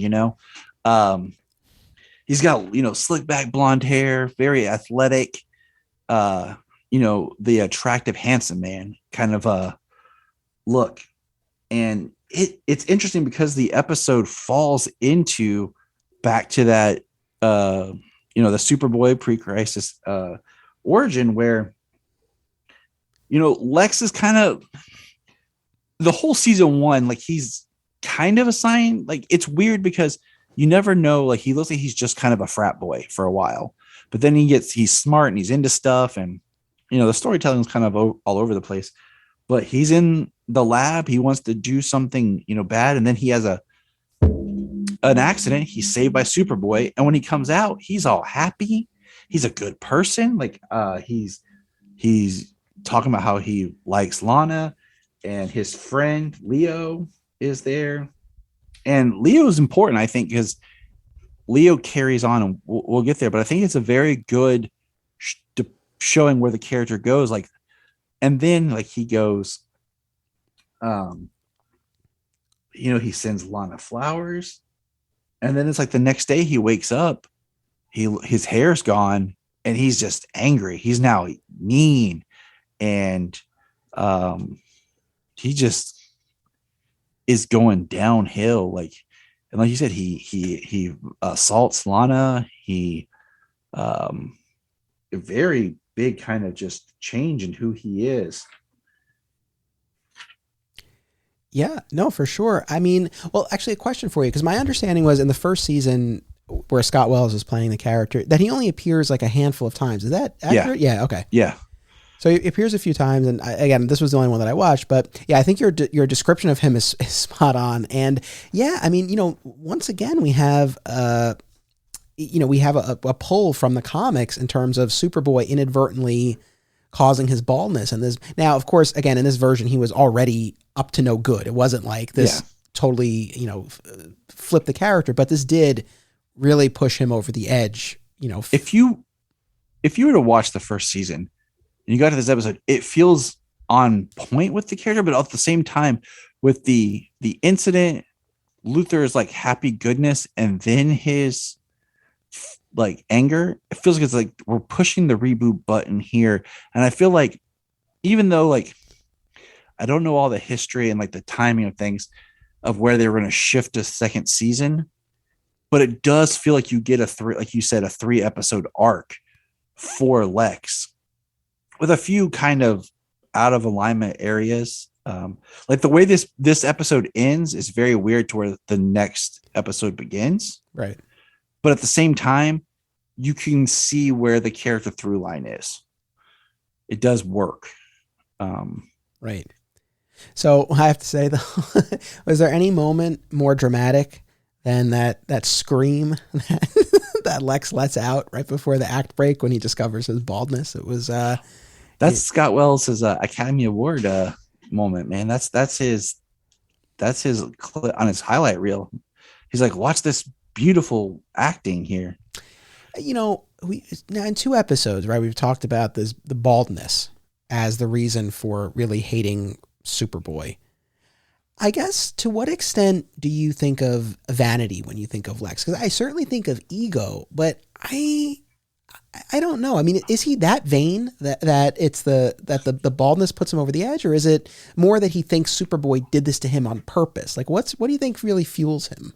I think it's hard to discuss because we don't get a lot of background on Lex. I mean, the vanity part's really part of Smallville because you have the juxtaposition of Lionel with his lion's mane of hair and Lex talking about, you know, being bald as a child, how that made him feel like an outsider. He had to wear the hat. And it always was like a crippling thing that he had to eventually own on himself, that made him feel insecure. And we don't get a lot, but with this brief character, from him being in a live action role of the pretty boy with the hair, very, you know, like I'm going to throw in some Miami Vice, you know, I'm Don Johnson, look, to all of a sudden being bald. That's where I see like that's more of like in the van, because he is a very physically fit man. And I can see with the 80s, like I said, this is still a pre-crisis Lex, but at the same time, it is going on at the 80s, and there is 80s isms built in. There's not like they're trying to make this show like set in the past. Like it's of the time as far as the decade it's being produced. So there is all this 80s isms in there.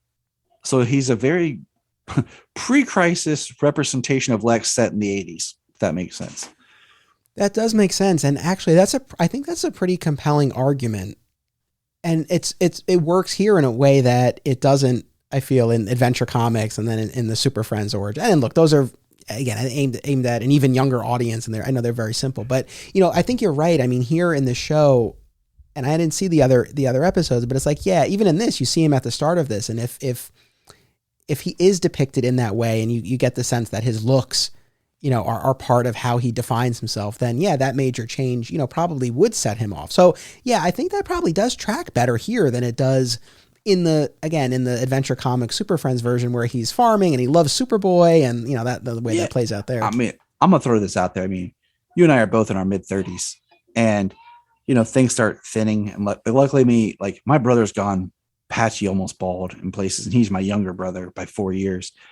I still have hair, but it's, you know, it's receding, and like I've always been very into my hair. Like I've always had thick, longer hair. Like it's always been, you know, something that I love, and like it just kind of defined me to the point now, like when we record, like, because I'm wearing headphones, like I wear my hat all the time for 2 reasons. One, because it looks better than having the headphones push my hair back, making me look even like a big forehead and balder. And 2, for the branding, you know, so you always see my logo.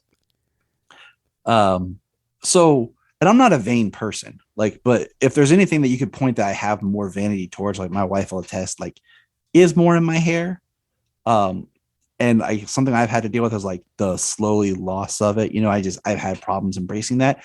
So if you take that to someone who has a super ego, who prides themselves in their knowledge, their physical fitness, their prowess as a man, like as a specimen of a man, and then you take that like element I can see where that can be like a driving factor of anger and madness, especially if he feels like it was a malice attempt on him.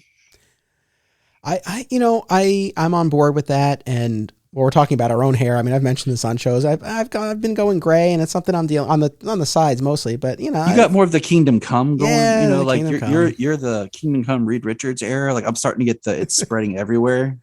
So gotcha. So you know what I think what a lot of this comes down to, what we keep butting up against is, the version of the character that's so definitive to us.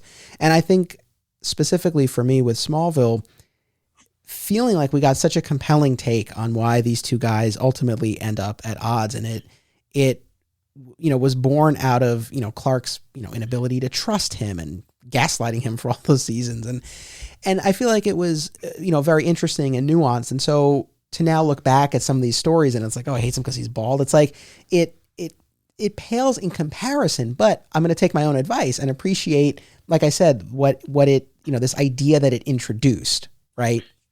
Yeah, I mean, I think with Scott's performance here and where we go here and with Smallville is this nice blending of pre and post crisis working to build a really compelling story of these characters. So yeah, I mean, this episode, it is a good Superboy episode to see who these characters are. And it is Scott's last episode. And John's last episode. Yeah, everyone changes, but Lana. And, when we come back, we have, we don't just change out. Like TJ goes on to work for the Daily Planet and we get a new Andy McAllister character. And then John's Clark and then Gerard's Clark are different. Gerard basically has more of the nerdy Clark side. And I don't know which one I like better. We'll go. That's a different story, but we get to the next episode, and if that's where you want to go, yeah. Well, so that's the thing, right? Like you said, TJ, he's written out. There's a line explaining that he went to work for the Daily Planet, like you said, and the Superboy actors are switched out, but there's no acknowledgement of that, right? We now just have Gerard Christopher taking over the role from John Newton, but in story, the thrust of that beginning of season 2 is that Lex has now undergone extensive plastic surgery. Yeah. And is now played by Sherman Howard. Yeah. It's interesting because the episode Lex Unleashed ends where he's like him and Leo. Yeah, Leo. I was like, Luo? That's not the right name. Leo. Are like monks, like, hiding out or whatever. And it's very kind of cheesy, weird. And then when this next episode picks up, he's bandaged. He looks like Hush, basically. And he's talking and his voice is different. And what's interesting is we have this character, Warren Eckworth, who is Sherman Howard, who is a business mogul, who's a businessman, who Lex, why him? I don't his company's making a missile that they're testing with Superboy and everything. So Lex has the, surgery to look like him. And then Lex shows up and kills Warren and assumes his identity. And there's lines where he talked about like, he went from looking this way to now looking this way. He lost so many years of his life. Like he's, and he's, what I do want to say is Sherman Howard. If you listen, do you realize who Sherman Howard later plays? I had looked him up on IMDb. He did right in Superman the Animated Series, or he does small voices. He did Steppenwolf in an episode, but he plays Derek Powers in Batman Beyond. Oh, that's what it was. Blight. Yeah. And I'm like, that's such a proto like Lex for like Batman, and that's like listening because Sherman Howard, it's interesting because like you said, we're in this pre-crisis, but he assumes the role of this businessman. So I was like, okay, so we're getting him to the post-crisis Lex. And what's interesting is Leo's there. And then when he takes over, he kills Leo. And I thought that was a big moment because it helped carry over and sell this character because Leo was his wingman. And then he's like, no one can know the truth. And he kills Leo, but yet he reveals himself, in the episode as being Lex to Lana, because he's still trying to get with Lana, coming over from that last episode. But where is I have this whole page of notes here watching this episode. He's psychotic, crazed, very 89 Joker is what I put in my notes, is how Sherman Howard is doing his Lex without any kind of like reasoning behind it. Like, oh, I'm, chemical from the gas or from the surgery or whatever. He's just lost his mind crazy. Yes. So one last thing I want to say about Luthor Unleashed, the end of the season 1 episode. It was interesting. You mentioned how after Superboy saves Lex from the fire, right before Lex goes bald, and he expresses gratitude towards Superboy, and he's really kind of like turned over a new leaf, and he asks Lana out on a date, and it quickly turns sour with Lex and Lana, and he hits her, but initially she is willing to give him the benefit of the doubt, and she seems to be at least somewhat reciprocating the feelings, which, again, as someone who spent so much time with Smallville, and I was really not aware of other instances where a Lex-Lana pairing, well, I guess Superman the Animated Series for that one episode, but yeah, I wasn't really aware of other instances where that was really even played. So it was interesting to see that. So going to the Sherman Howard version, the plastic surgery thing was funny. Yes, they explain a lot. He really talks about how he added 15 years, in his appearance. And so he's like lost 15 years, and he used acid on his vocal cords to lower his register. And he burned off his fingertips. Do we get the sense that he did all of this to himself? Or he must have hired a doctor at some point, but it all seemed to be done. Yeah, that's why I say it also comes to me things like the 89 Joker of just like underground surgery. Yeah, right, exactly. And so he, like you said, and this was the thing that made me laugh, he goes to all this trouble to become an entirely different person, and he kills the real Eckworth, and he could easily take over, and like you said, be that businessman. Like, you're right. I had the same thought. It's like, this could have been the connection point. Like, this could have been the way into the post-crisis version. Like, you gave us the pre-crisis, we merge right into it, good to go. And he like almost instantly reveals himself to Lana and Superboy. It's like, what was the point of this? Yeah. And it's like, he gets into the company to get that missile that's supposed to kill Superboy. And like it, and they're playing more with the power set, I feel, of like Golden Age Superman, the whole mortar shell can take him down because they increase the missile's power. And is it in the first one? He cripples Superboy.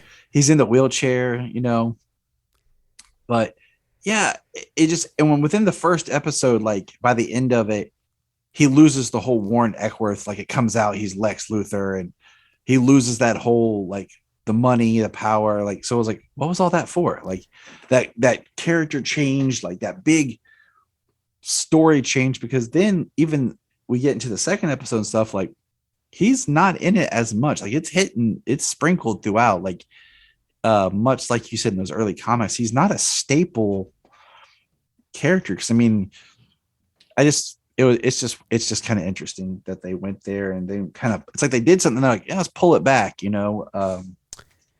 Yes, and as far as the Sherman Howard performance, and no disrespect, but man, I did not like his Lex. Did not work for me really at all. It was, I know I described the Lyle Talbot version as being flat, but I would take that over this any day. This was, like you said, crazed, maniacal, and without any real reason. And it's funny. It's like, it lacked the charm of Gene Hackman. It wasn't necessarily sinister. It just came off just as very over the top, comical almost. It was not. I did not find it effective at all. And he never. It's another one of those things. Like I said, like if you didn't tell me this was Lex Luthor, I would enjoy what Sherman Howard's doing. But as soon as that's Lex, I'm like, oh, that's not Lex. That's no. And it's not even like the idea of like reinventing the character to fit that time, which they try to do with other iterations. It just was like, where is this coming from?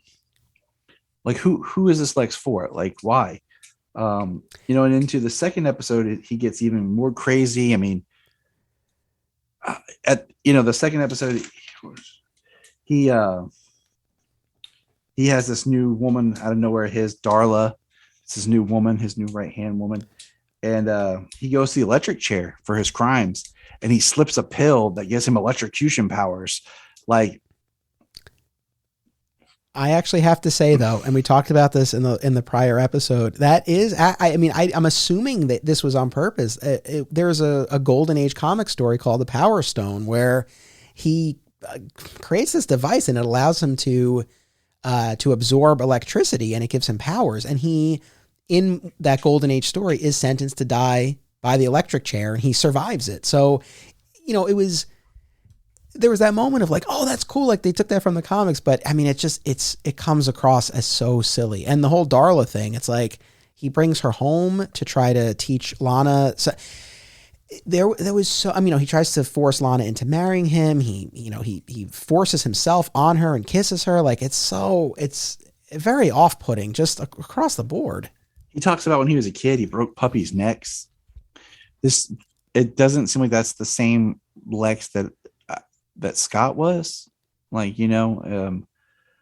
so like I said, and I mean the two episodes kind of blend together because they are like a two-parter and everything, but it just made me feel like we were in the first part, we were developing Lex into this new character in the episode, and by the end we have this different character, but it doesn't feel like Lex.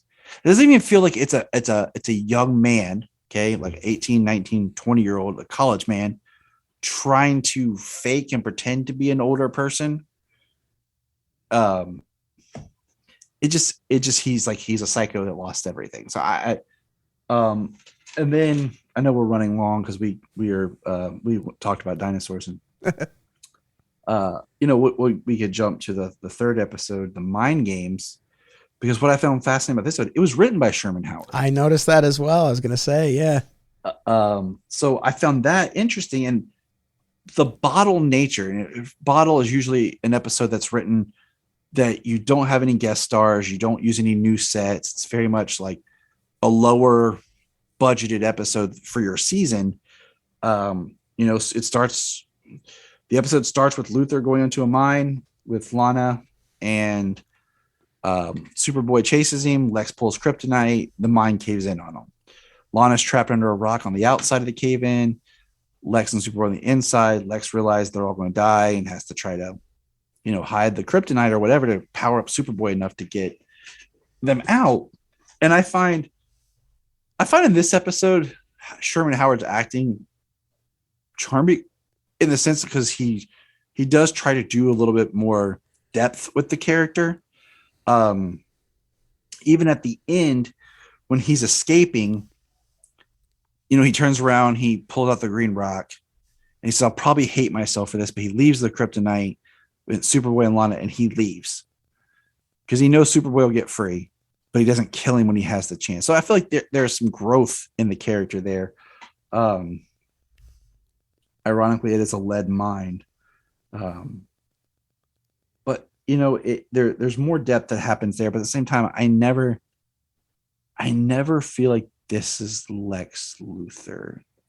But even then, it's hard because the pre-crisis, I feel like there's so much unbalance with who the character is. Because Sherman never goes bald in what we watched. I think he does appear in season 4.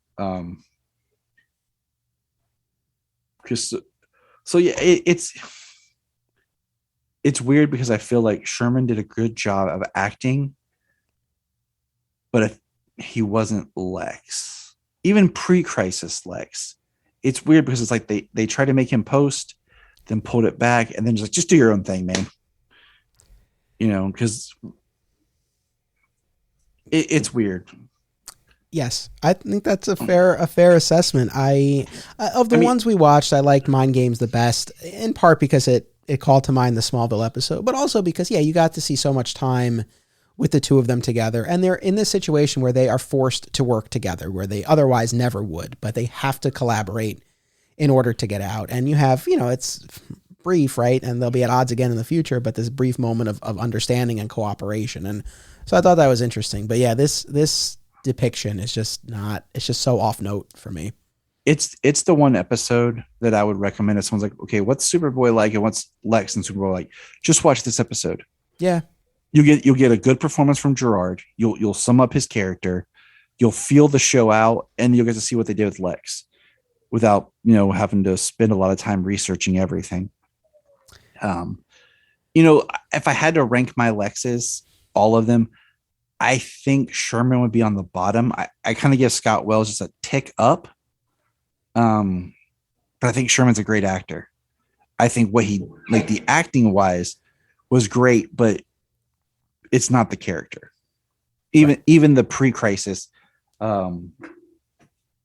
version, like, it's off. So, it's not that, so Lex certainly has moments where he loses it. And, I'm thinking about like the Superman, Batman, Public Enemies arc where he like goes crazy at the end of that. He's in the war suit again, but it's like, that's not his, but that's fueled by his kryptonite, like injections and everything. Right. Like, so there's a very tangible catalyst. reason, but also like, that's not his default. Right. Like he's pushed to that. And so that's why, like, watching this, like I said, it felt off. He would be at the very bottom of my list as well, as far as these pre-crisis iterations. Again, I would probably put the animated ones up top, Hackman up top as well, though really kind of in his own little category. And then the Lyle Talbot, again, I appreciate it for what it was, but that would still be pretty low for me. I feel like Hackman and Sherman do share where they're both doing something that I like, but I don't feel like it's the Lex character perfectly. So you're more generous than I am. I'm with you on Hackman. With Sherman, I don't even like it as a different character. Like I didn't. I try to put it where the show is and the style of the show. You know what I'm saying? Like, if it was in a different show, because there is a camp and a cheese to the Superboy show, and you do have the over the topness. And I think if you had watched more of it, maybe you'd appreciate a little bit more. And I'm nowhere near with my Superboy knowledge, but it's just it has its own flavor to it. So I mean, I can enjoy it for what it is. That's what I was going. Now that's a fair point. I was going to say that, I watch these in a vacuum. So if and when the time comes and I'm watching, the whole series and I'm going through and I hit these Lex episodes, now viewing them in the context of the overall series, I might feel differently. I always keep an open mind. So I mean, we'll see. You can't help but like keep an open mind. I mean, but as we get to the end here, in Lex Luthor period, just the character in live action, who's your favorite? Oh, it's Rosenbaum. See, I have a Rosenbaum Cryer battle. So I'm going to talk about both of them in. I figure you will. I just wanted to ask. No. So I bring that up to say, like, I haven't. I'll flesh this out more when we get to part 3 of this. But Cryer, I was very pleasantly surprised by Cryer. I had exceedingly low expectations going, and I was not as open-minded as I should have been. I watched 12 seasons of 2.5 Men, and I was like, he's not Lex. And I was very pleasantly surprised. I thought he did a very, very solid job, but he still does not usurp Rosenbaum for me. My the way I look at it is I put them on a timeline together. Rosenbaum is here, and then he eventually evolves into Cryer. Because if you look at the history of the character, Cryer's Lex is like the farthest we've ever seen Lex in live action. Like, usually when we see him, it's his rise to being a supervillain. But, this one starts, he's in jail. Superman's put him in jail. They have a whole history that we're not privy to. So I always look at it as like Rosenbaum's the origin into kind of Cryer. That's my head, like not a head canon, but just kind of looking at the character development. But that's post-crisis. That's another episode you have coming. We'll get there. Listen, thank you very much for joining me on this pre-crisis Lex and other media journey. I really appreciate it. Oh, no, thank you. It's been great. My wife's probably like, is my husband never coming home? And she's in the other room. She's like, what's he doing in there? What are they talking about for all this time? Nah, she knows. She's like, she knows how it is. She's like, so. Well, thank her funny. For me. I appreciate your time. And I hope everyone will check out the KRYPTON Report podcast, available on all podcast platforms. Is there anything else that you want to tease or plug? Oh man, no, but I do want to tell you some cool stuff off, Mike. Okay. So All right. Well, I look forward to that. Well, thank you again, Tyler. Thank you, audience. Always appreciate you tuning in. Make sure that you come back next week for part 2, where we will look at the post-crisis 90s evil businessman version of Lex Luthor. So we'll be back next week with that. Until then, remember, it's about what you do. It's about action. The spin-off podcast, Digging for Justice, a DC fan journey, is available now exclusively at patreon.com/Anthony Desiato, starting at the $1 level. New episodes release monthly, and many more rewards are available too, including a robust back catalog of bonus podcasts. Thank you to all patrons for enabling me to produce this show.